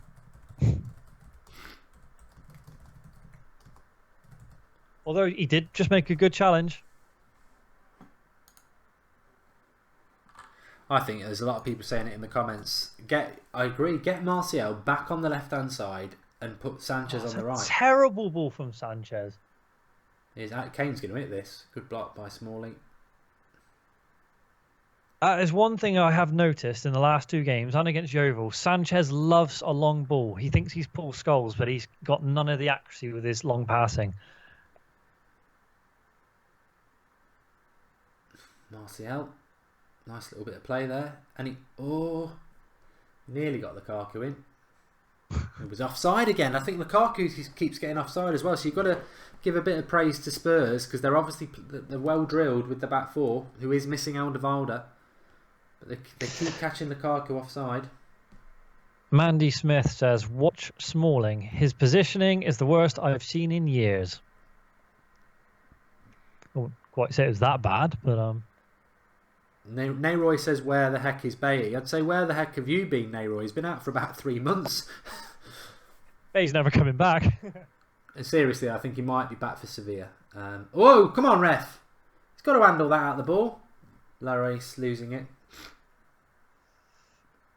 MK Shadow says it's dreadful. I don't think it's dreadful. I've seen United a lot worse than this. I've seen United camping on their own.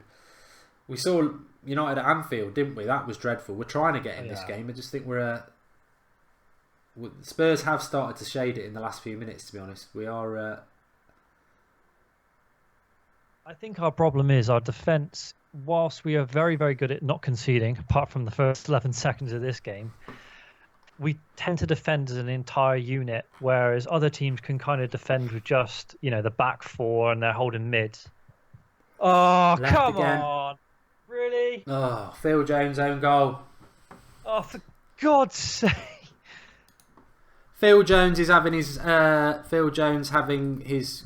Jesus, man.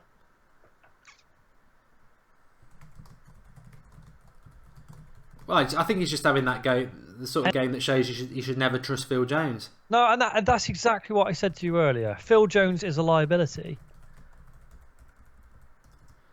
He just can't be trusted. He can't be trusted. I mean, I don't even understand why this happens here. It's just rubbish defending. Why? Oh, he gets his feet mixed up, doesn't know where to go. He's not actually dead in front of the goal, and yet somehow he manages to steer it into his own net. Impressive. So, again, down the Ashley Young side, Trippier crosses it in. Jones isn't even level with the goal. He's ahead of the front post and sort of gets his feet mixed up and flicks it into the goal. It's just poor defending. Mourinho's not happy. He's off the bench. He's barking his orders. So, well, we can all be confident about United winning a game, but if your defenders turn up like this, it's you're on a hide into nothing. Spurs have actually done nothing to be 2-0 ahead. They've not really created any chances. We've just gifted 2 goals. Well, this is the problem. You've got 2 defensive errors that have led to 2 goals, and unfortunately, this is Wembley. This is technically home for Spurs. It's not going to be an easy game to come back into.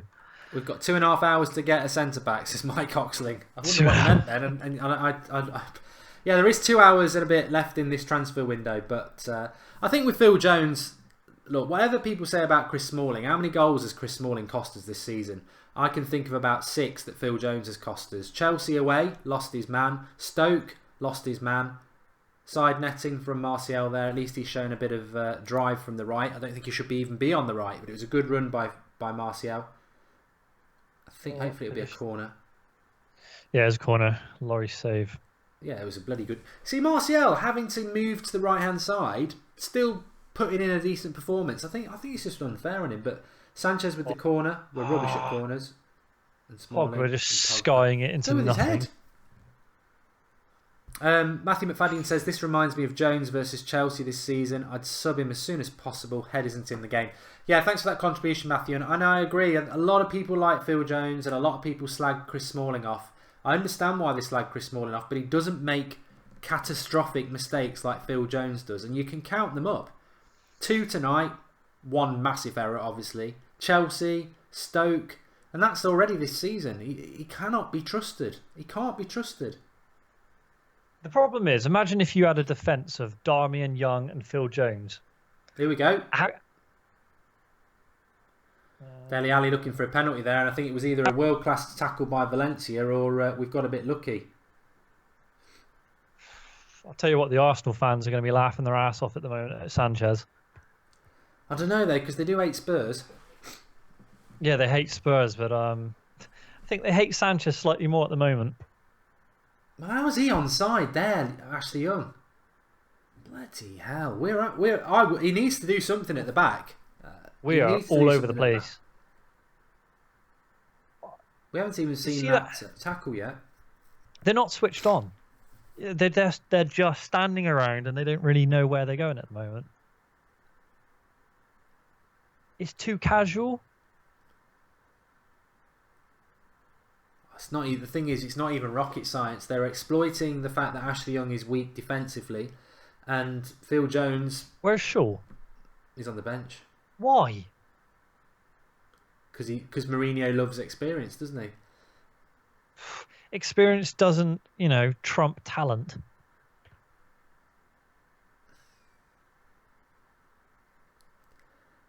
Right. Dele Alli in the box. Looks like Valencia does get the ball. I mean, just benefit of the doubt. He sort of goes through Ali to get the ball. He does get the ball, but he's also kind of halfway through Ali. It's a reckless tackle in the box, isn't it? Yeah. Yeah. Could have been a penalty. Champion Herb says it was a penalty. I don't think we'd have had much of a complaint if it had. It's one of those ones that I think, when I was growing up playing football, you'd say, what a brilliant tackle. But in the modern game, they don't like it. No, the modern game's changed. You can't touch anyone now. And I can't remember who it was, but someone put on Twitter, it might have been Stan Collymore, actually. Basically, 25, 30 years ago, Messi and Ronaldo don't score half the goals they do now because they just don't get touched. Yeah. Mo Plays made a contribution. He says, I'm sorry, but we paid 75 million for a striker who the ball bounces off. His hold-up play has to be better. Put Sanchez up front. Thanks for that, Mo Plays. It's a very interesting point because when we did have DT on the other day, we were asking, because obviously I don't watch Sanchez week in, week out. You just see what a great player he is and what he does on Match of the Day or when he plays United. Interestingly, DT did say his best position is up front and that's where you play him. He ain't going to play up front in this team. No, he's going to play out left or right. At the moment, he's on his left because that's his more comfortable side. Hence why Martial's been shoved out on the right side. But when you got Ashley Young backing you up, are you going to feel confident? I mean, it's very early days, and I'm only offering this opinion because obviously we're a fan community and we want to get opinion. But I'm only offering this up for this simple reason, and it is early days. But the Sanchez signing is only a good signing if it improves what we've already got. It's not a good signing if it hinders what we've already got. And all I've seen today is our best player of the season moved out of position to accommodate a new signing. And obviously Sanchez probably is better than Martial, but the improvement's not the improvement it should be, because to move your best player out of the position to bring a new player in, you're almost saying, well, would we have been better off staying how we were? I think Sanchez needed to come in and occupy the Mata or Lingard position, not the Martial or the Lukaku. And what we've seen tonight so far is, well, he's Martial's replacement, and Martial can go out on the right wing, which isn't his position, and that's the shame about the Sanchez signing. It wasn't the signing that we needed. Sanchez was supposed to be a statement signing, a kind of one that's gonna uplift Manchester United. At the moment, it's not made much of a difference. He's not had much of the ball. He's made a few errant passes. But at the end of the day, United's defence have just been atrocious this game. And that's not Sanchez's fault. And that's not Martial's fault.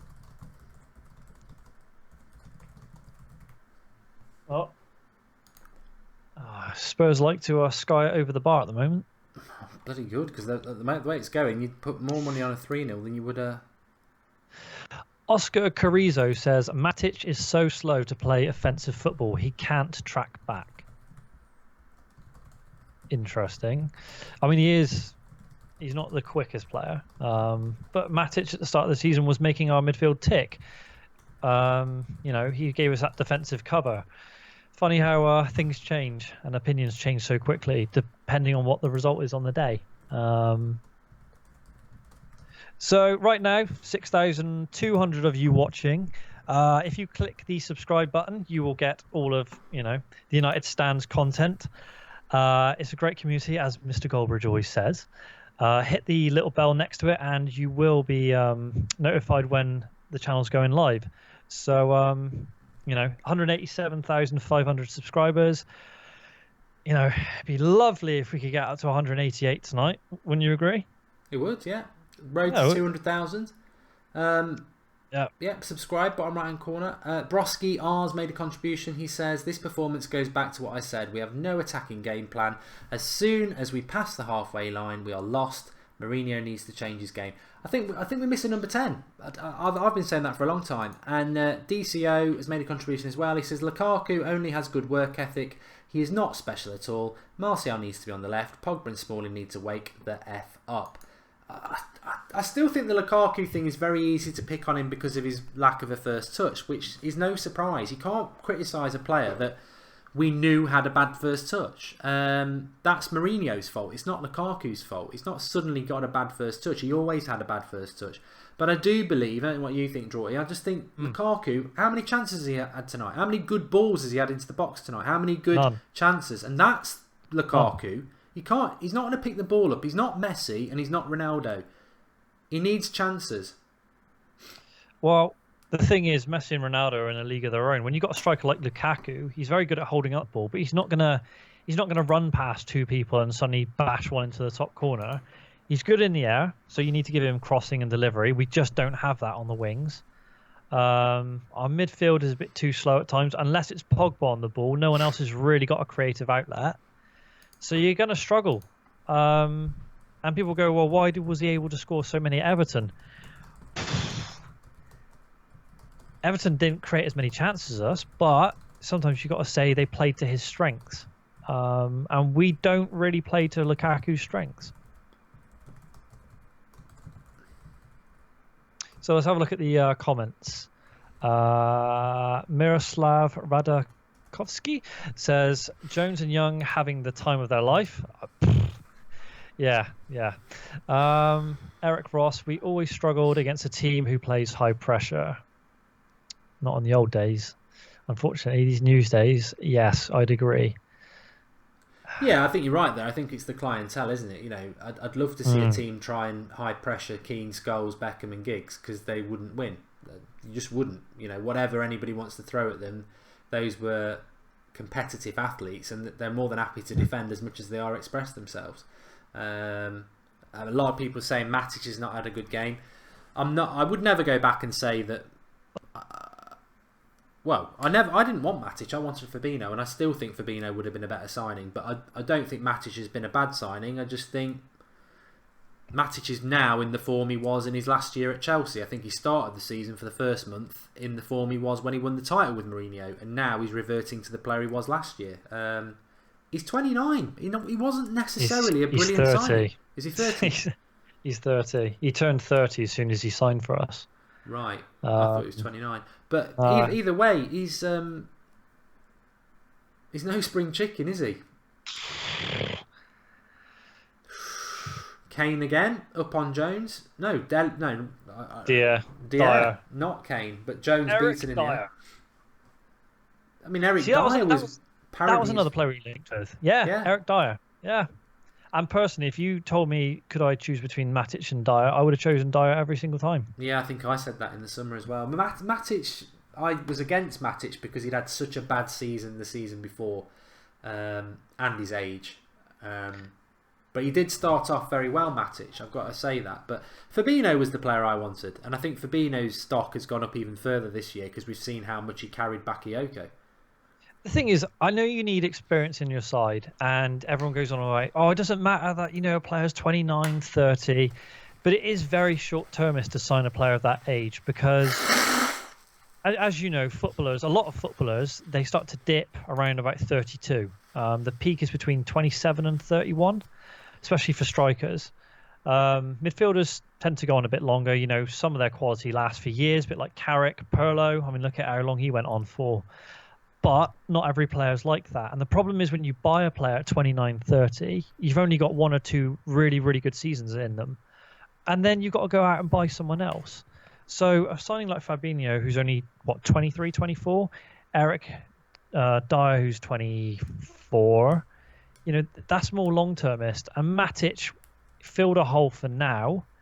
But in the form he's currently in, you kind of look at it and go, well, is he going to get any better for next season? Well, just to jump in on that, because we've got a few live comments as well, but just adding to what you said there, it just prompted in my mind, and you're very right.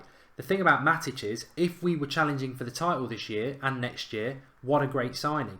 Matic needed to be a player for now, not a player in a progressive team, and we are a progressive team. He's not the answer in 3 years when we are where we need to be. We needed to be now, and then he's a good signing.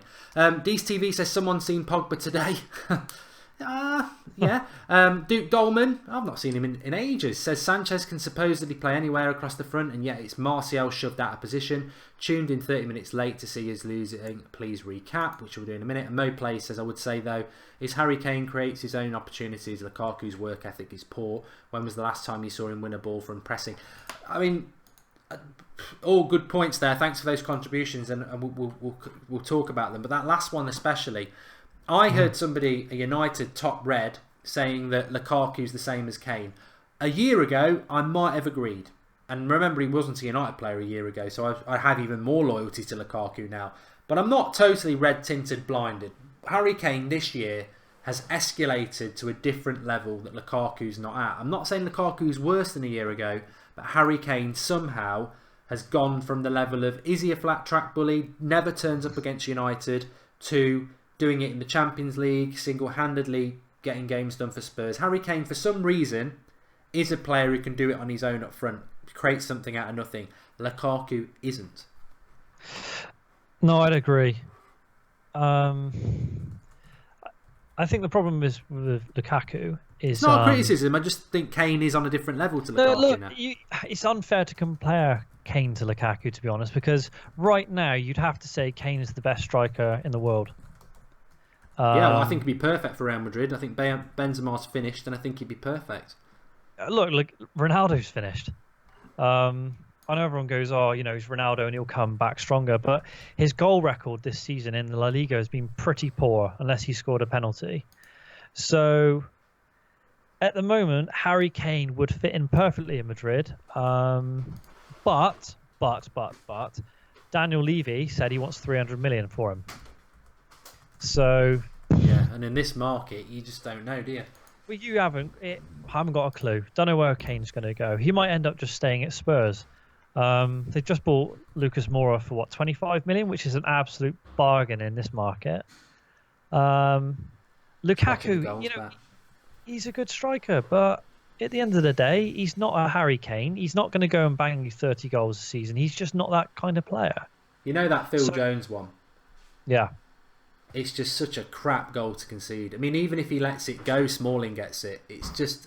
Both those goals are so frustrating because Spurs are on top at the moment, but not by a massive amount. But we have gifted them a 2-goal lead. They're totally preventable, especially the Phil Jones one. There's just no... It reminds me of that Stoke goal where De Gea makes the fantastic world-class save, and then from the subsequent corner, Phil Jones falls on his arse and gives him a free header.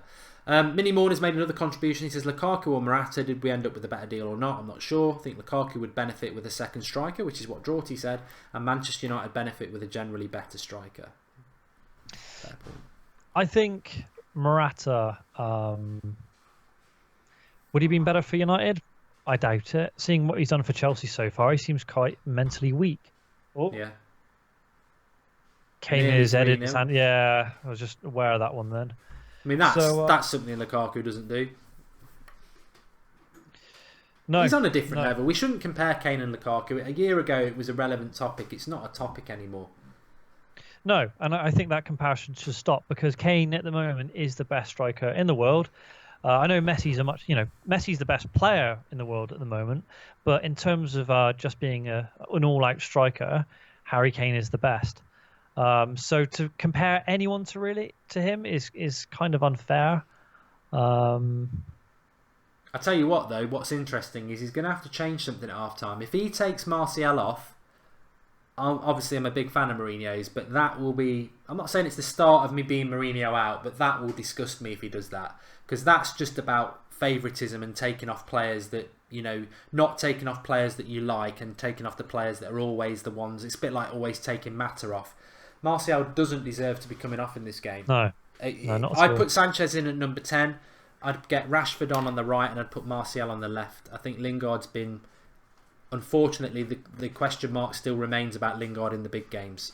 He's been he's just not got the creativity. I think Sanchez does have some guile to him. Lingard's good at getting the ball and turning, but in this game, the midfield's too packed. 3 players you'd take off and 3 players you'd put on. Well, Rashford would have to come on for me for Lingard, and I would get Rojo on for Jones because he's been awful, and I'd probably bring Luke Shaw on for Young. You? Yeah, I was going to say exactly the same because I think that's the only options we got. Jones and Young have to come off for me. They led to the 2 goals. Lingard has been pretty much non-effective in this game. Yeah, not bad, just ineffective, isn't it? No, he just hasn't had the ball. He's not at half-time. He hasn't had the opportunity to do anything in this game, and that's the problem. So he hasn't been able to affect it. Lingard's best when he's got a bit of space and he can run at someone. And unfortunately, against a Spurs team, it's just not going to pay off. So when you look at the run of... has made a very good point there. I want to ask you about that. Paul Pogba in that half, in a big game. He hasn't been there, has he, again? We're talking about taking Lingard off, and, there's a performance from Pogba there. Obviously, you wouldn't take him off, but not a great performance. Pogba against Bristol City, Marlon Pack had him in his pocket. That's a world-class £89 million midfielder, and Marlon Pack managed to basically boss him around the field. I mean, Pogba, he is world class and he has so much talent at his disposal. But the problem is with Pogba, he needs someone around him to kind of make him tick. When he's the best player in the midfield, and he's just... Matic isn't going to let him, play his best game. Lingard's not going to let him play his best game. You really need someone like a Savic next to him to kind of bring out the best in Pogba, because he needs that freedom. Once you start putting all the pressure on him, it's like, right, everything's going to come through you. Teams are just going to man mark him because everyone else are like, well, we're not worried about them because they got no creative outlet. So everyone just mans up on Pogba and he's just ineffective. And that's the problem United have got at the moment. We've got very, very good players in certain positions, but not enough quality around them. I tell you what, the anti-United press are going to be loving this. The people who said we spent too much money on Sanchez are going to be loving this. And the bottom line is, I've said it before and I'll say it again, you can't trust Phil Jones, whether it's injuries or the cycle of Jones. Injured, gets back fit, lures everyone in, makes a mistake, everyone slates him, has a few more good games, gets injured. Then that's the cycle, goes round and round again. Already this season, he's cost us 9 points. He cost us 3 points at Stoke, he cost us 3 points at Chelsea, and he's potentially costing us another 3 points here. And I think there's another game as well. That's too many points. People want to get on Chris Smalling's back. Give me examples this season where Chris Smalling's cost us points. And don't say Leicester. He shouldn't have even been on the pitch. He'd done his groin.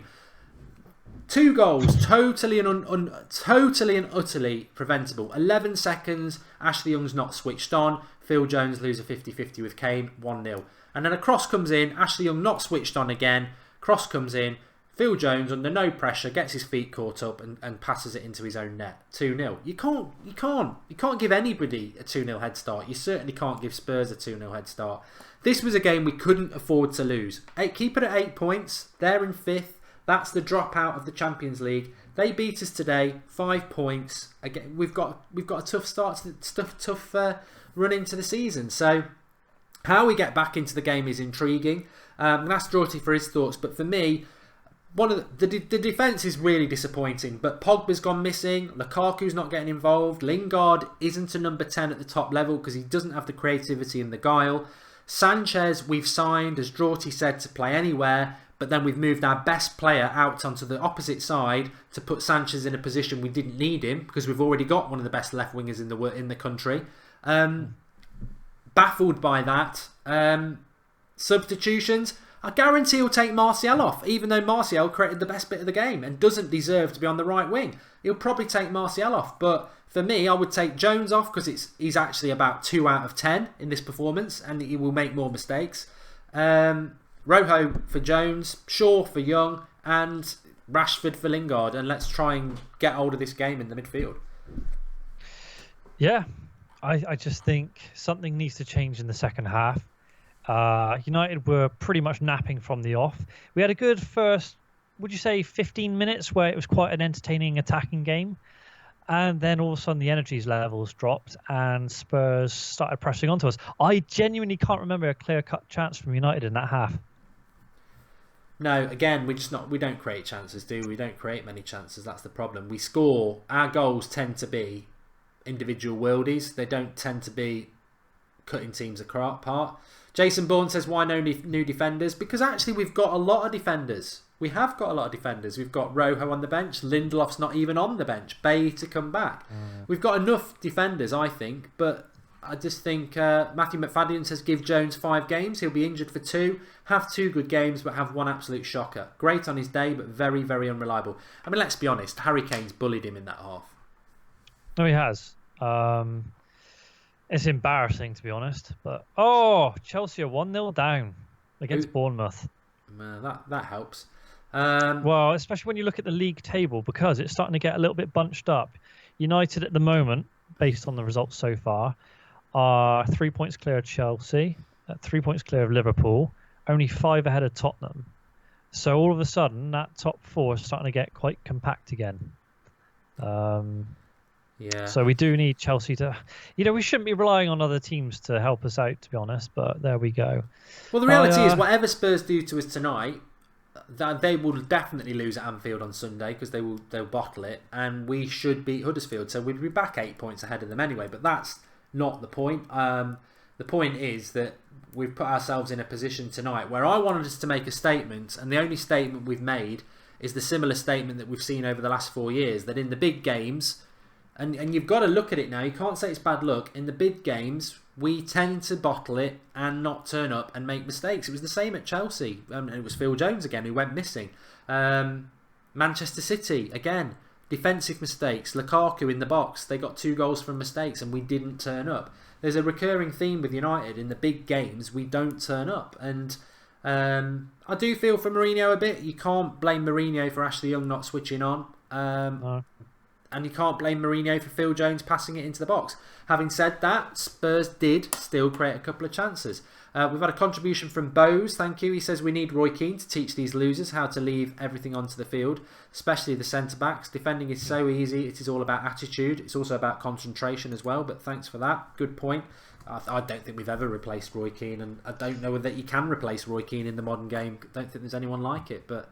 No, you never would be able to. The game's changed. If you have a player like that these days, all that's going to happen is he's going to get sent off every 5 minutes. So the game's pretty much turned into a non-contact sport now, and that is the problem.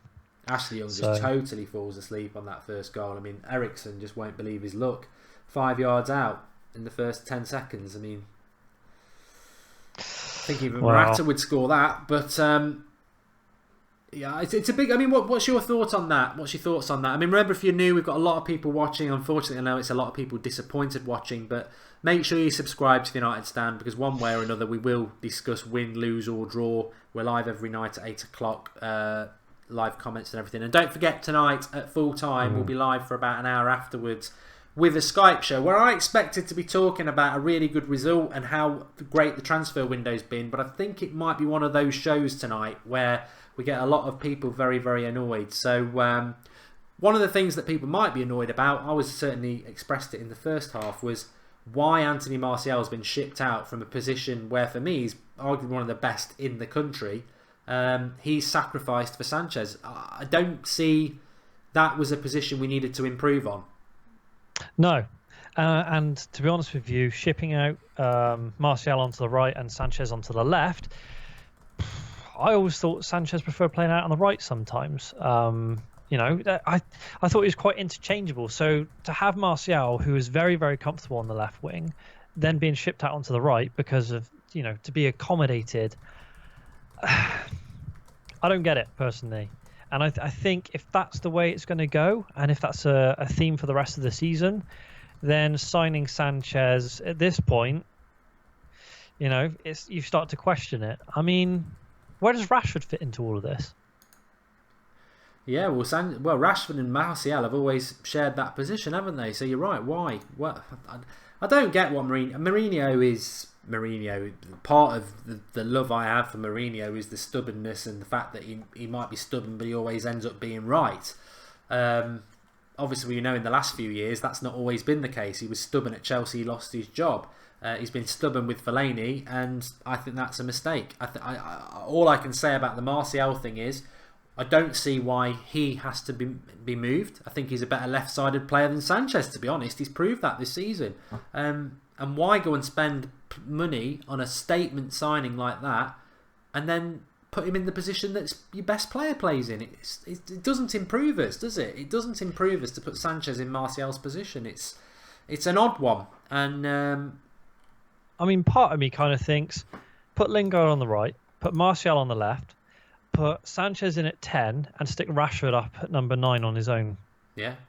Lucas Moura's on the pitch doing a... I didn't want him anyway. It doesn't matter, We were all so happy we've got Alexis Sanchez, and 2 games into it, we're starting to think, hold on, does this mean that Martial's just going to be kicked out wide? Does this mean that Rashford's not going to get any game time? We were all so ecstatic that we were getting Sanchez off of Arsenal. If it's going to be to the detriment of our youth, I'm not so sure it's a good thing. Well, most people, look, Alexis Sanchez is a fantastic signing. Oh, yeah. And none of us are saying that's not the case. But to be fair, everybody said Sanchez is a bad signing if it's to the detriment of Anthony Martial. It's a waste of money. We don't need a left winger. We've got Martial. Sanchez should be on the right wing, up front, or number 10. He should not be on the left-hand side. That's Martial's position. So the signing is redundant. I think having Lingard Lingard's, as we've agreed, has been pretty ineffective in this match. So for me, I'd take Lingard off and put Sanchez in the middle, and then maybe bring Rashford on and put him on the right. Yeah, I agree. Because I just think you've then got more attacking impetus. At the moment, Lingard's not doing anything, and if you stick Sanchez in that position, he's going to offer a lot more than Lingard's going to do, because he can work in those tight pockets and he can make things happen. And Sanchez is much better when he's cutting in and he's actually trying to create something. So for me, if you're able to play Sanchez directly behind Lukaku's going to have more opportunity. Rashford can just run down the right channel. So for me, I think that's what Mourinho needs to do at half-time. But he won't. He'll stick with what he's got. He'll probably bring on Fellaini at some point for Lingard. Yeah, because this is the perfect game for Fellaini, everybody. If you've not been watching, it's fast-paced, it's on the ground, so it's the perfect game to chuck Fellaini in. It's going to happen. Lingard will come off, Fellaini will come on. Herrera probably suits it better, doesn't it? Yeah, the trouble is with Herrera at the moment, you never know what you're going to get with him this season. Here's an interesting one. Chris Smith's made a contribution. He says, is Paul Pogba really world class if he needs someone else to bring the best out of him? Good question. But let's not forget, though, Pogba was world class against Arsenal at the Emirates. We won that game because of him. I know he didn't score the goals, but he ran the game. I think Pogba needs to be consistent. He needs to turn up at these sort of games and boss it. That's when this is when I start questioning a player's mentality, because it's all fine being a free spirit and doing all these like dancing and funny videos and stuff, but the only thing is, if you remember the days of Roy Keane, and it was all very much, we don't talk to the opposition, we win at all costs, we're very, very serious. Of course, you had George Best back in the day drinking and doing whatever he wanted to do, fine. But the trouble is, you just think, is his head always completely in the game? Because he's so relaxed sometimes. He's so free-spirited. It's like, well, where's your kind of tenacity sometimes? And I know he got sent off early in the season and he made a couple of dodgy tackles, and you could say, well, that's his tenacity. But at the same time, he's not the kind of player who's going to grab the game by the scruff of the neck. You'd think of a player of that ilk would just go, do you know what? I'm the best player on this pitch now. I'm going to be spraying out the passes. I'm going to make things happen. But it just isn't happening at the moment. And I don't know if that's because he hasn't got the players around him. I don't know if it's just because the system's not working for him. Matic, he's kind of dropped off a little bit now, and that's kind of affecting Pogba's form as well. Because Matic was supposed to be that defensive wall between Pogba and the back four, allowing Pogba to push up. But it just seems like the whole squad is trying to, become defensively minded again. I certainly think if this was 90 minutes, there'd be a lot of United players on the chopping board in relation to the fan opinion. And don't forget, after the game tonight, we'll be opening up another stream. It's a full-time call-in for you to have your say on the game. Hopefully we can turn it around and we can say what a turnaround. But if not, get calling in, get watching the show between, it'll be about 8:45, 10:15 and 11:15 tonight. So call in and have your say. Minnie Mourner says, I thought Alexis Sanchez was meant to be our creative spark. We knew what we needed most, the number 10, plain and simple. We will now call for one till the end of the season. Our top 4 place is not solidified. I've got to go, mate. I've got to go. Yeah, my mum's ringing me. Right, I'll see you in a bit. Yeah, no worries. Take it easy. Okay. Cheers. Bye. Bye-bye. And Richie Rich says, we move the ball too slow and we are too rigid. Yeah, well, we're going to see what's going to happen in the second half, aren't we? I think, look, football's there to test you. Mourinho's just signed a new contract. He earns a lot of money. And he needs to do something in this second half that makes a difference. And I don't know. I don't know what he's going to do. I don't know what he's going to do. Hopefully, if he takes Martial off, I give up. Well, I don't give up. We never give up. That's not the United way. But you know what I mean.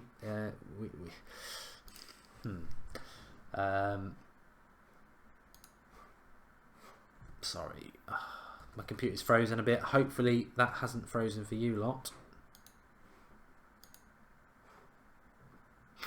The game's off already. Bloody hell, that was fast. Wembley always deceives you because of the people in the top. The red seats.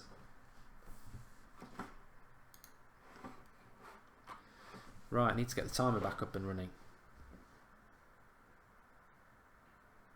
I thought Lingard was going to be in there. Right, where's my timer? Down the left-hand side again, it's Spurs coming strong.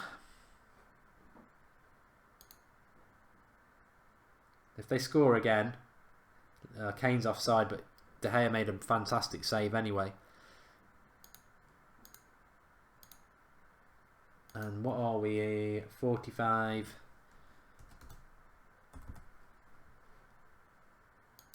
Okay, let's get that timer on. There we go. So, Martial's back on the left, says Irishman Inos, and he's hopefully Sanchez has handed in a late transfer request. Well, it looks like our prayers have been answered because it looks like Martial's on the left, Sanchez is at number 10 and Lingard's gone to the right. But that could just be... Smalling's gone to sleep there. Dele Alli suddenly decided he's having a good game, hasn't he? Well done, Chris. Good tackle. Start winning these second balls. Sanchez looks like he is playing in at number 10. Oh. Go on, Martial. Keep it in. Flocking around him, though.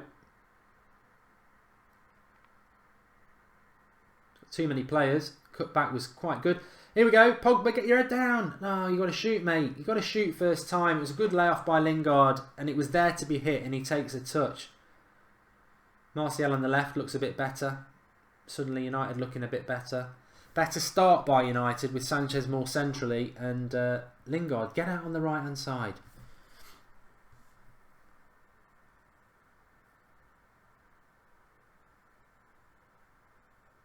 Oh. Yeah, we look better straight away with Martial on the left.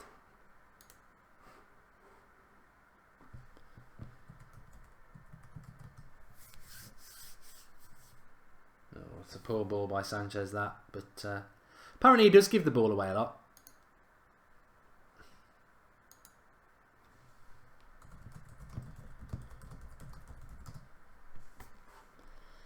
Better start by United. Ashley Young with cross. Lingard in there. I'm much happier Martial on the left, and we look a better side straight away, which is what many of us would have predicted.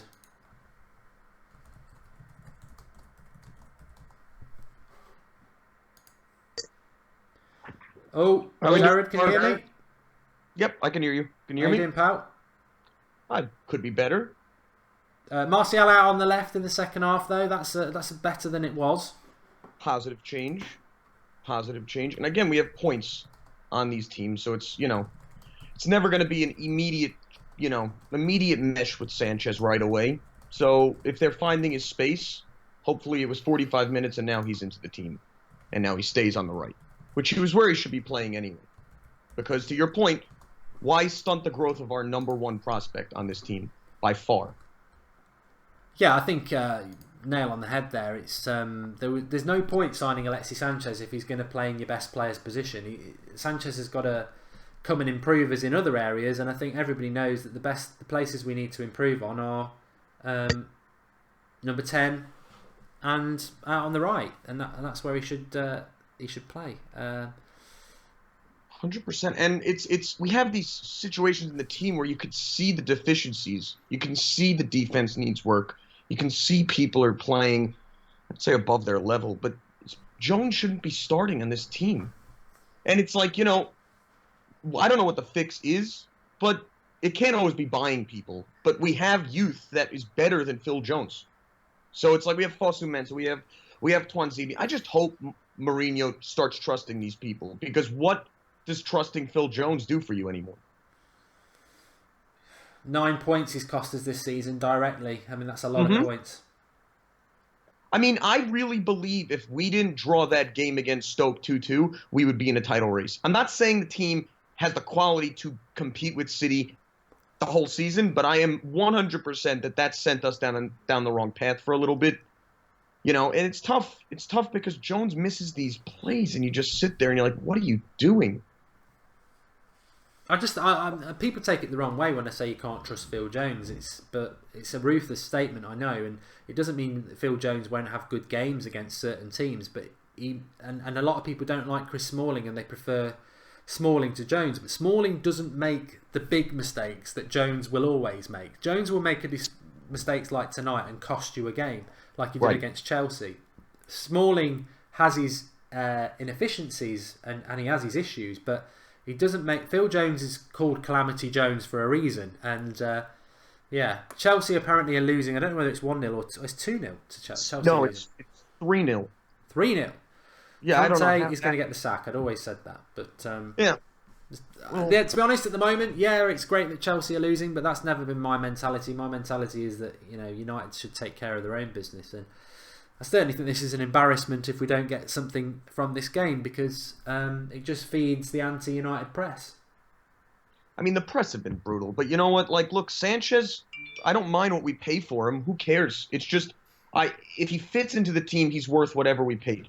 But if he doesn't, then they're not wrong. Like, maybe he was not the right signing. I believe he is, 100%. You can tell he gets frustrated like Martial when things are not going right. That's what we should have on this team. 11 people who want to be better every second of the day. And it's like some people I feel like are fine on this team being mediocre and collecting a paycheck. And get off the team. Take the shirt off. Not a foul on Smalling there. Shocking defending. Pogba's not playing well either. No, but you know what? We should have a team that should be able to make up for times where he is not building, where he's not the number one player on the pitch. But it shouldn't be, he shouldn't disappear like he has today. Oh, Matic there into bloody danger land. Jones actually did well with the defensive header there. Yeah. I mean, again, we sit there and say, like, what are the big things to look for? If Fellaini comes on in this game for Martial, that's a problem. That's a big problem.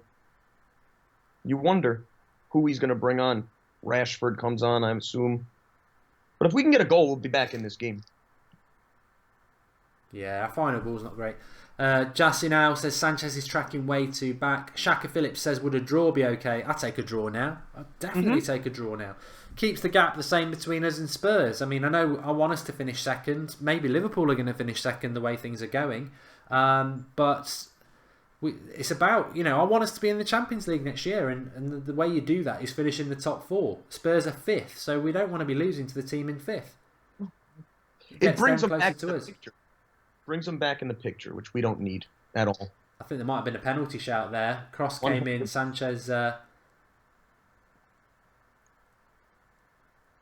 Yeah, I think that hit his hand. I think the refs made 2 bad decisions there. It could have been given. It was... Well, there's quite a big gap. It's a handball. It's a penalty. Definitely. That's definitely a penalty. And he's looking right at it. The ref.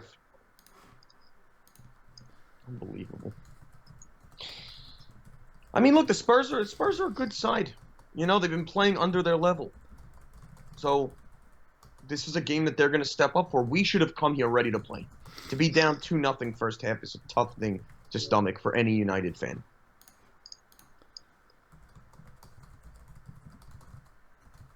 I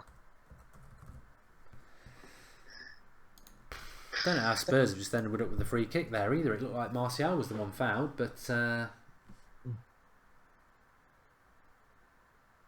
we go. I mean, again, we gotta have some spark, some life. This is where Sanchez comes into play because he's one of the people who can change a game.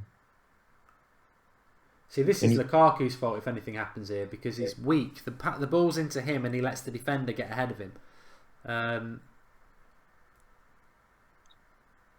I mean, Lukaku's deficiencies, though, we were aware of. You know what I mean? It's like we knew these things. We knew the problems with him. So, first touches. He's going to put in the effort. He's going to work 100%. It's just he's going to have these moments where he loses the ball in extremely inconvenient spaces, to say the least. Tyron Woodley says it's not a penalty. In all fairness, I've got to be honest and say that Spurs probably could have had a penalty in the first half as well. It was a reckless, although I would say fair challenge by Valencia. I think by modern standards it probably was too much of a reckless challenge and it was in the box, so maybe it should have been a penalty. That was a handball. Maybe that sort of balances it out, but yeah, I mean, and you sit there and you say, how can this team get better in this game? And you could tell what United need to be world class going forward. You can tell. Bailly's not played. Once he comes back, the real question is who is Mourinho going to pair him with? I tell you what, the way this game's etching at the moment, it's too easy for Spurs. They're pressing. They've got two banks of four. United are struggling to find the spaces.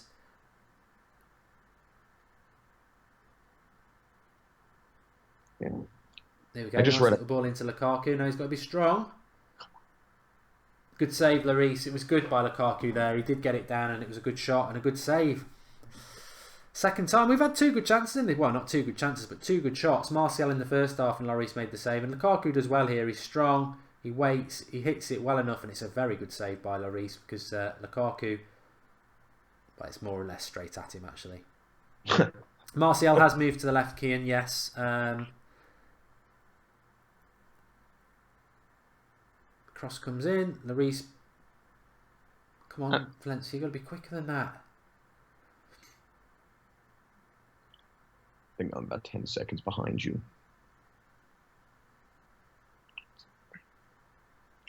Martial off the ball, foul there. Referee amazes me how many times Martial gets fouled and nothing's ever given. Nope. Again, they think I don't understand. It's not like he's like Ali, where every play he's trying to look for a foul. He does not look for fouls. He gets hit. Isn't there a difference? But he does not get any calls. I agree.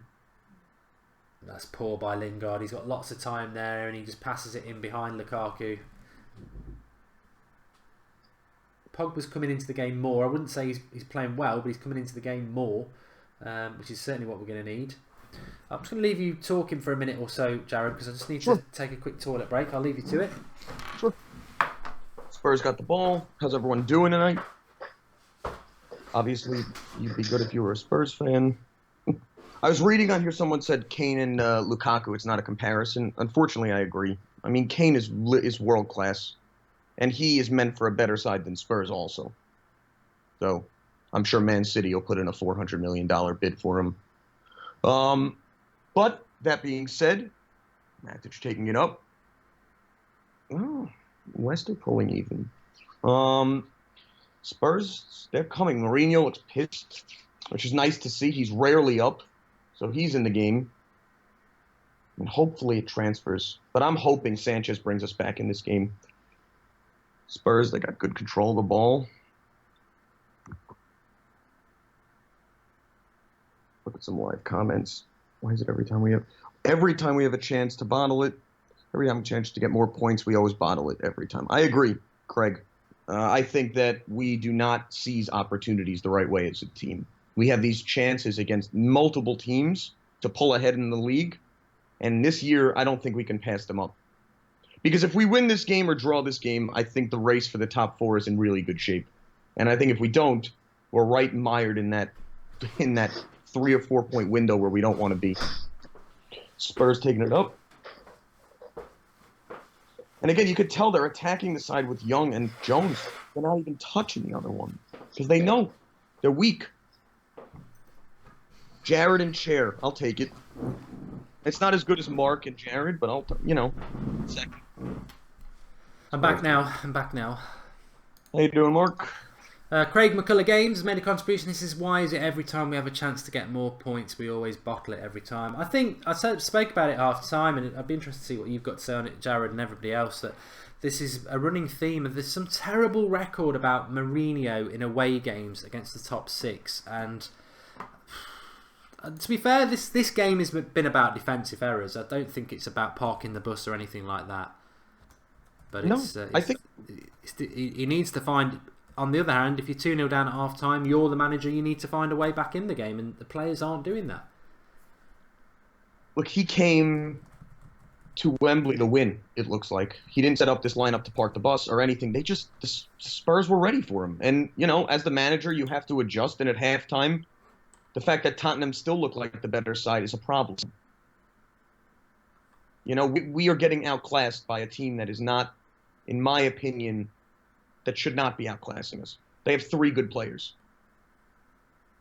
That's it. And you know what? The problem is we have a weak defense, so they know exactly where to attack. Pochettino's prepared them for it.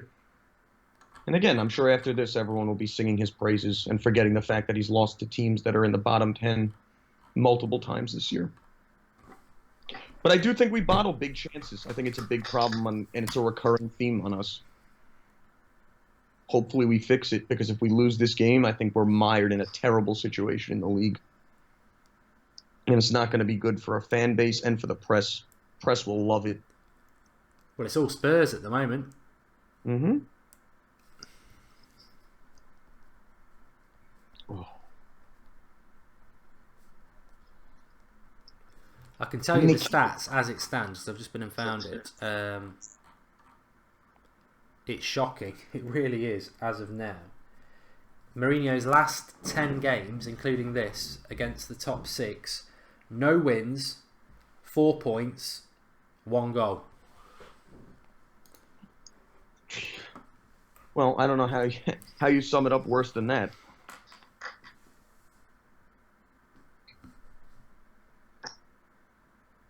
Here we go. Martial.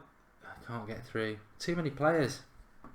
Oh, and at this point, Spurs are up 2-0. They can just park it. Fellaini's coming on. What's better? Fellaini coming on. The real question is for who?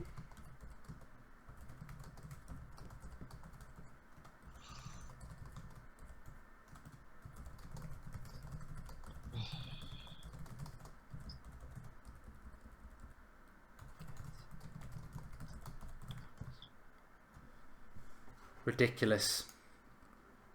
Ridiculous. Contract rebel as well. I don't understand how that's even a conversation anymore. They need a whole different class of players for the B people on this team. It's like we have. I will categorically say that we're going to lose this game now. Lingard's coming off, and I guarantee it will be Martial as well. Oh, one day Jose's going to piss off Martial the wrong way. Pogba off. Well, you know what? Flip that around. You know what? In fairness, wow, that is a statement. That is Pogba off for Fellaini is because Mata's going to go to the right and Fellaini's coming on for Pogba. Pogba looks thrilled about it. It's a massive statement, that. Good for Jose. If you're not going to show up at a game like this, get off. No matter who you are. You know what? Stop posting on social media you're dancing around like an idiot. And sit there and train and beat this team. And then, you know what? Dance around like an idiot afterwards. To be honest, though, it's a big statement, but the game's gone. You don't replace Paul Pogba with Fellaini. I know it's a big statement, but... you know, whether you're a big fan of Fellaini or not, and I'm not, this is not a game for Fellaini. It's our midfield is now Matic and Fellaini, and the game is not being played in the air. It's being played on the floor. Well, question mark. If Jose thinks the game is over, are you saving Pogba for Huddersfield in that sense? Matthew McFadden says this shows how bad Pogba's been, that he's done that, but I think Herrera would have suited the game better because it's more on the ground. Stunning. Absolutely stunning. Even if we lose, Liverpool are still 3 points behind us. I thought they were level with us now. And Chelsea are losing as well and will lose. So it's not going to be a catastrophic result for us because Spurs will lose to Liverpool on Sunday as well. But the game is over. A lot of people are saying it. Like I said, I think the two biggest games we have this season are going to be Chelsea and Liverpool. Because if we can win those games, I think we're going to lock up where we need to be. This was the biggest game of the season for us, but we botched it. So at this point, you know, hopefully, maybe we get lucky, get a draw. You never know. Well, the call-in show is going to be very jam-packed. I didn't expect the call-in show was going to be this sort of meltdown. I thought it was going to be a draw or even a win and positivity. But I don't think it is. I think there's going to be a lot and lots of people. Draughty says he's free again. You've missed the bus, Draughty. We've got Jared on now, but do call in after the game. Jordy, I wish I was going to be better luck, to be fair, but it didn't turn out. Well, you're still better luck because we haven't conceded yet. we conceded 2 goals on Draughty's watch, and although I don't think he came on for the first goal, to be fair. But no, this game's gone now. I think Mourinho giving Pogba a kick up the backside and being annoyed. You see, the thing about Pogba is a lot of people are not happy with Pogba's performance, but I actually thought the first 15 minutes of the second half were way better than the first half. So unless he's carrying an injury, I don't get that. And it's almost contradictory from Mourinho because he never takes Lukaku off, and I don't mind that. I don't mind Mourinho having his favourites and his loyal players that he never ever takes off. But I thought Pogba was in that, and to take Pogba off, bloody hell, ref. There's been some tasty tackles from Spurs today. I mean, the ref's letting them play, but some of these tackles on Sanchez are crazy. Even over the 2 games, I mean, he gets hit. It's rough. Sanchez, I don't understand. I mean, he is superhuman. I really like him. I really hope we find a way to use him the right way because I think he could be. He is world class, but it's just said it many times. You can't have a player that takes away your most promising young player's potential. And the fact that Mourinho has left him on after they're playing like this is a big sign. It is, because he would have been pulled off first at 45 minutes in the beginning of the season. Apparently, Fellaini is limping already. It just gets better. It gets better and better, doesn't it? We bring on an injury player. Oh my God. Richie Rich says we look out of sorts. Atrocious. Thanks for the contribution, Rich. Make sure you subscribe to the channel if you're new. The one positive is we are closing in on 188,000 subscribers. I think it's going to be a jam-packed show in the call-in afterwards. Feel free to call in and let rip. I mean, a lot of people have said I've seemed quite quiet tonight. I think for the first time ever, I'm almost verging. I'm never speechless, but I am verging on shock. I thought the team selection was very exciting. I don't think anybody should ever. I don't think we can say that the team's wrong. I think this is what happens in a game of football when people make stupid mistakes and put the game out of reach. 2-0 against Spurs. It's changed the whole game, and we gifted them 2 goals, and you can't do it. I just read a comment, Mark. It says, I really don't see any difference between Van Gaal and Mourinho. What are your thoughts on that? Oh, there definitely is. There definitely is. It's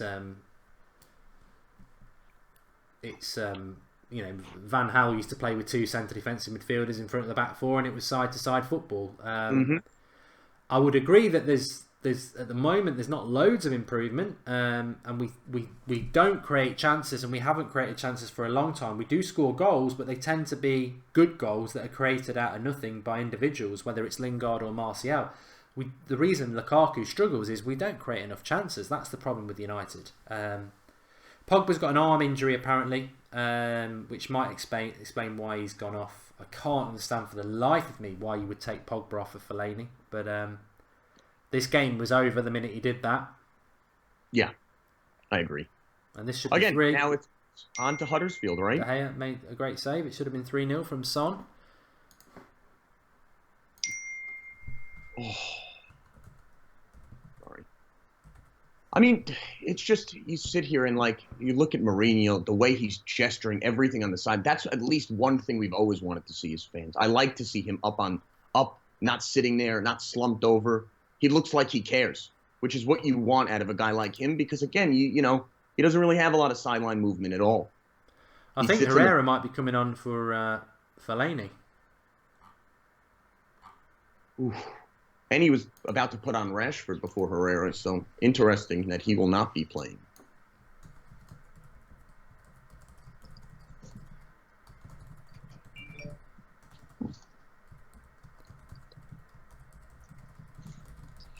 Well, if anyone cares, Man City scored again. I mean, that's just embarrassing. Disaster and embarrassing. Yeah, I mean, do you pin this not on Sanchez, but do you pin this on the fact that he's maybe not meshing yet? I mean, obviously, no one meshes immediately. So this is not an easy game to come into the second time you're playing with the team. To be honest, our chances of winning this game have just suddenly gone up. Because I think with Fellaini on the pitch, there was no chance. To now he's off the pitch, I think we'll be a better team again. I wish Fellaini would just F off out of our club and Mourinho. But ultimately, Mourinho's the person who brought him on in the first place. No, but you know what? That injury may have just done us a favor. Not to say I ever want anyone hurt, but if he's hurt, they're not paying him $170,000 a week. Oh, we will do out of sympathy. Mourinho's desperate for him to stay, isn't he? Well, maybe he looks at him as a cheerleader. Who knows? A cheerleader, large mop.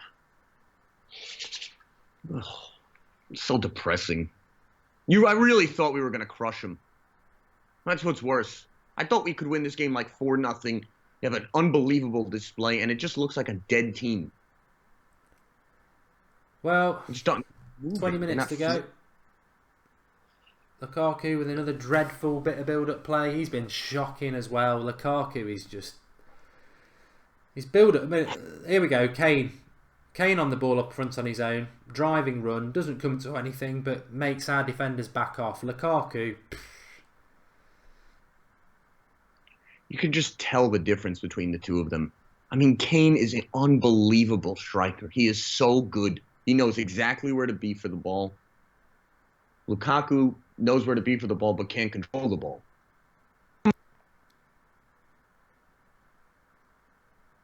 Tough. You expect more from this team. This is not an acceptable performance. Not at all. And you know what? In these situations, when the press slayed us, what can you say? We should have done better. You know, it's not like you could sit there and say, well, we were better than you're writing about us. We look like duty. Kwesi Brown, Jose wasted a sub. Well, yeah, he needs to stop using Fellaini.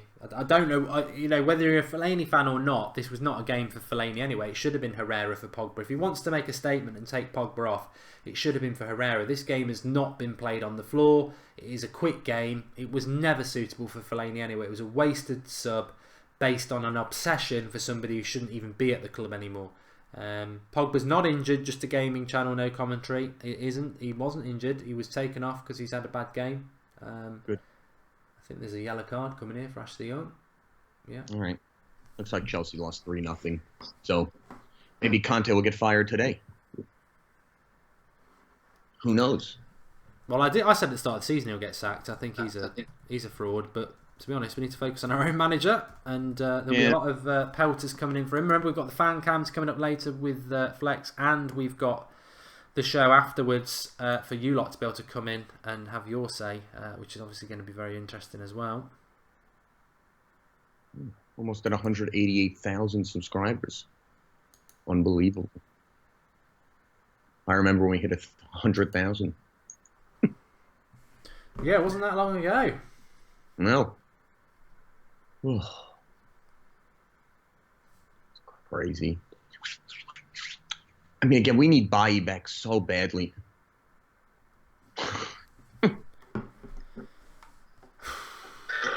What a disappointing evening for everybody so far. It's I don't think many of us expected. Well, I tell you what, for Mourinho as well, the most disappointing thing for him is he's absolutely shot his load on the Manager of the Month award. He won't be winning that now. He had it nailed on. All he had to do was not get beat tonight. He won't be winning it now. I don't know who has a better record than him, but 3 wins and a loss in the Premier League probably won't be good enough to win it. They'd probably give it Guardiola again because they've done the same.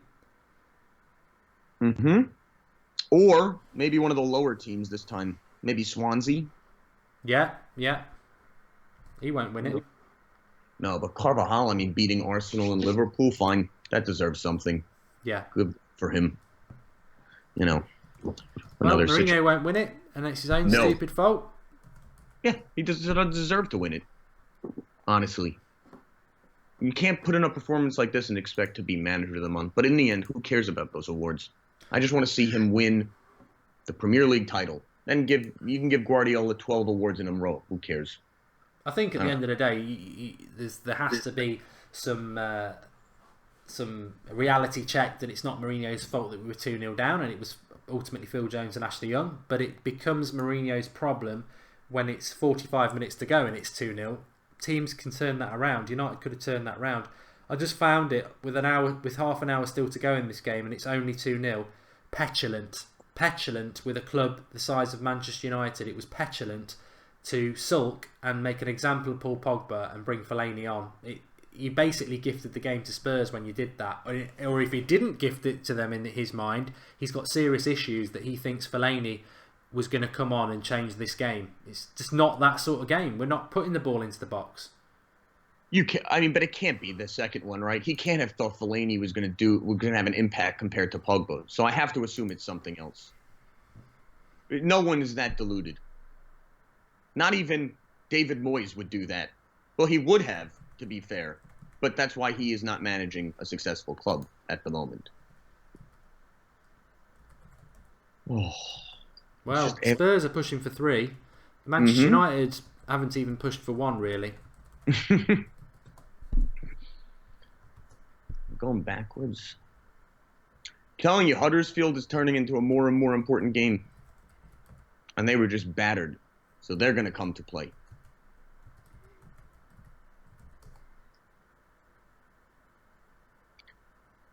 There's going to be some meltdown tonight. Just watching Spurs. They might have a third. Their shooting's terrible, fortunately. They've had a lot of chances to shoot from the edge of the box tonight, and it's been...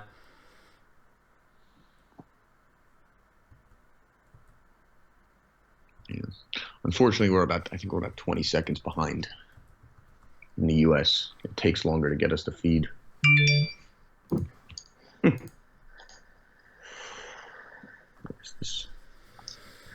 Well, we've got 15 minutes. 15 minutes. It's a corner.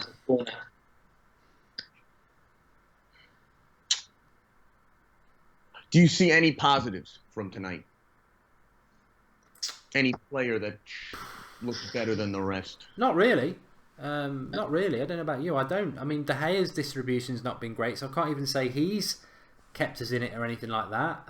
There's not been one performance that I think's been good. I think Lukaku's been poor. Matic hasn't been great. Martial, I think, has been okay, but far from his best. Young's been at fault for the goal. Valencia's been probably the best player without doing anything. Yeah. But they've attacked that other side with Young and Jones the whole game. Yeah, they knew, which is annoying. Because if teams know that's a weakness, no matter who we play there, we have a serious problem. Well, if United could just somehow get a goal in this game, we might have an exciting end to it. But we've not looked like it, and just disappointing. It always seems to be for United. There's definitely progress. I will argue that with anybody. There is progress, but it's 2 steps forward, 1 step back progress, and it's long term. Long term, I think eventually we will get where we need to be. But I think Mourinho's comment that we don't need attackers is massively naive. We do need we need a number 10. I can't see him believing that, though. I honestly don't believe he's like when he's saying these things. I think he's just doing it to appease the board. Not appease the board, but just basically say, like, I know I'm not getting attackers, so I don't want the fans thinking we're bringing any in. You know, like maybe he was just told, you can have a defender, you can have a midfielder, we'll bring up youth, that's what we're going to do. And he's like, I don't agree. Here's $15 million a year. Do you want the contract? Yes. Okay, that's what you're working with. And the problem is he's in this board is a bunch of blind people running it. It's a joke. So we may be waiting longer than we want for this team to get where we need them to be, but games like this do not showcase positives from our club. You know? The substitution for Spurs. Lamella. Oh. And you know, after this game, you're going to hear what a brilliant manager Pochettino was, and what an unbelievable game plan he came in with, which he didn't, mind you. They just beat us in 11 seconds, and that was it. Once that first goal went in, the team looked deflated. They looked like they gave up. It's a joke. And Matthew Fletcher says it's the worst performance of the season. I don't think that's terribly inaccurate. Liverpool was probably the most frustrating performance of the season, but this is the worst performance of the season. I mean, I'm just setting up the call-in stream and thinking what to call it, and I hate doing this when we've still got well over sort of 15 minutes left with injury time, and I already know it's lost. It's already lost, and I think I think whether you want to blame Ashley Young or Phil Jones, it does ultimately come down to individual errors, but it also comes down to Mourinho, and maybe Luke Shaw should be playing over Ashley Young. Maybe Phil Jones, it should have been Rojo, because Harry Kane's a bully and Rojo likes a battle. Certainly Alexis Sanchez never should have started on that left-hand side. That's Martial's position, and we wasted 45 minutes doing that. That better be a one-time experiment. I would hope so. But I mean, again, that's how positive though I'm going to pull from the game, because Jose is a stubborn manager.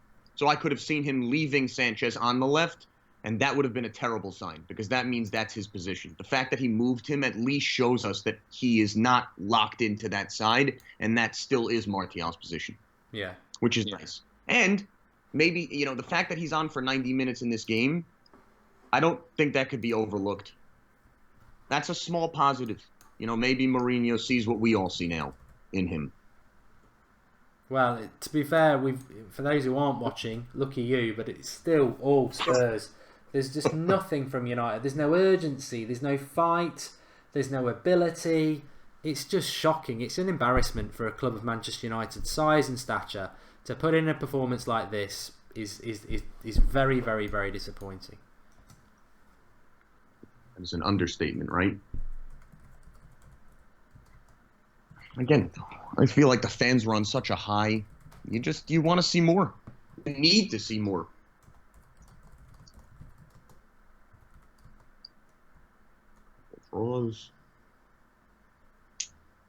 Like I said, you hate to be looking at other teams at this precise moment, because if we just handle our business, the other teams don't matter. We'll finish in second or third at the worst, and that's the same as second, except for our egos. That's all. I don't want to be in that qualifier, I'll tell you that much. No.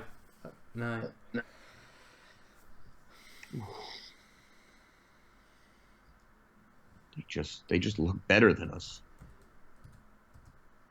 And they've looked so poor this year that you wonder.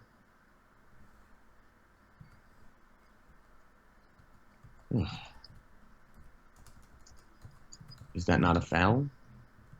What is this ref joking?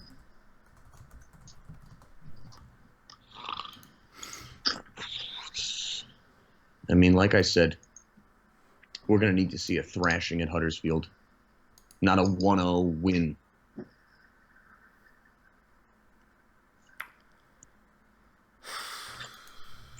Ericsson, man of the match, says Jazzy now. Lukaku not even sweating. Lukaku's been poor. He's not the only one. We're a disgrace. Why does Luke Shaw not play, says Hussam.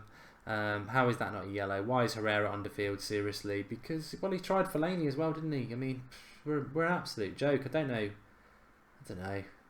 Yeah, I mean, the fact that he doesn't have another attacker besides Rashford to bring in, I'm sure, is a concern for him as well. What's the answer? John Allen, Jose, the clueless one. Look, everybody, bank it up. We will be live. We are live now, obviously, but we have a show straight after this one, a call-in show, and we will be opening. Well, Skype's open as soon as that stream opens for you to call in and have your say.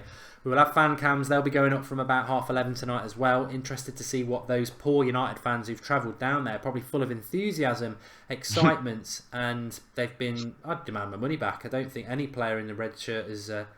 Come on, Dele Alli's got to be booked for that.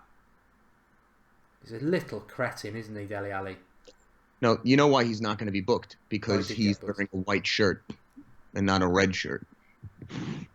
And that's the problem. I hate Dele. Toby Aguda's made a contribution. As a passionate United fan, I'm embarrassed. Spot on, Toby. And Bowers says, Spurs is a world-class squad. Remember they won Real and Borussia Dortmund. If you give them 2 easy goals, you lose the game. I'd agree with that. Good point. 100%. 100%. And I mean, again, we did. And whilst that tackle by Dele Alli is very, very, very irritating because it's on one of our players, ultimately, I'm also very jealous of that tackle by Dele Alli because it shows some fight and passion for a Spurs shirt that is totally lacking in ours. But you see Sanchez get up. I mean, he looks... To me, I still think he's going to drive this team, him and Pogba.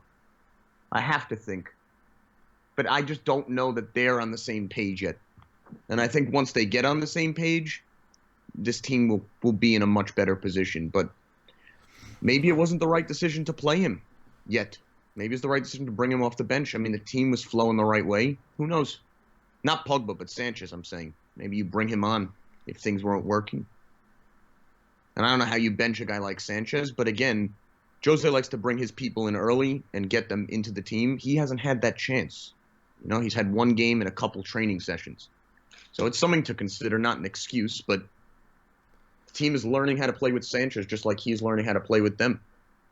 Yeah, I would laugh at anybody who says that Alexis Sanchez is a flop because I think actually he's probably the one player that's shown some passion and fight and ability. And yeah, it's not come off for him, but it will come off more times than it doesn't. And I think... there's a foul here by Valencia on Kane. I don't think it was a foul, but the refs had a pretty poor game, but not as poor as Manchester United, not to the extent that we should be... it was a foul by Valencia, to be fair. Yeah. I mean, you know what? Normally you can figure out 1 or 2 refereeing decisions that were poor, but he did not affect the game as much as we did. I mean, we did not show up today. This could be 3-0. This could be 3-0. It's a very good opportunity, and if I don't know whether Eriksen's on the pitch or he's gone off. Dele Alli's going off anyway. The most embarrassing thing of all is that Liverpool will smash Spurs at Anfield on Sunday. If you are a betting person, I tell you what, I'd put my mortgage on it. Liverpool will beat this Spurs side convincingly, and they'll probably beat them by about 4 goals. They do it every year, which makes it even more embarrassing. At the moment, put your money on Liverpool to finish second because it won't be us. I think we'll finish in the top 4. Because we will beat teams like Huddersfield, and that's where we'll pick the points up. But for those people who missed it, Jose Mourinho's record against the top 6 sides in his last 10 games away is abysmal. 4 points, 1 goal, and no wins. Really, really, really poor. You wonder how that's the record for a world-class manager, honestly. Because he is a world-class manager, but you have these teams, and he doesn't play the way the fans want, and eventually that's not going to work. The fans are never going to adjust to Mourinho's style of play. So if he doesn't fix it, that contract is not going any further than he was just extended, which is literally 1 year, which isn't really much of an extension at all. I mean, Klopp signed till 2022, Pep signed till 2023. It's tough to wonder where these guys are going to go from there. They're building dynasties, looking way down the road. We're signing people who have half a walker. I just heard Matic got his AARP card recently.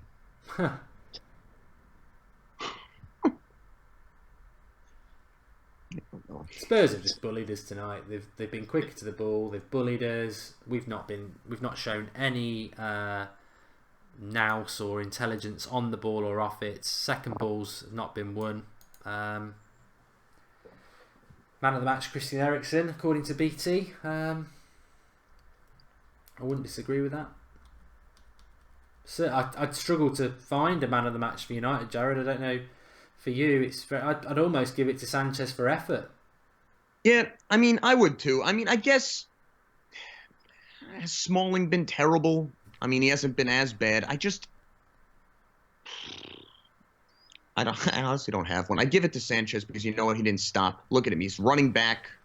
Half the team is jogging. Why? I mean, it's just that's what's frustrating. Like Herrera jogs back. Mata they're jogging back. What is this team? Like, work for the shirt. I mean, we're not Arsenal. We're not going to sit here and kvetch and moan about this as much as they will, but I will say this is not a performance of a top 4 team. And they're just people on this pitch who shouldn't be on this team anymore. You know, and I don't know. I mean, we're near the 90th. So it's almost over. The Band-Aid is almost off. And we can immediately look towards Huddersfield. But I'll tell you this, if he loses that game, this team is going into a meltdown. I mean, at least it's a game that's quick to follow. I mean, I start to worry about the Champions League now, because I think Champions League, obviously, you do play sides that are educated and decent on the ball, especially Sevilla, and they're no great European side, but they're an experienced European side. Didn't they win back-to-back Europa League?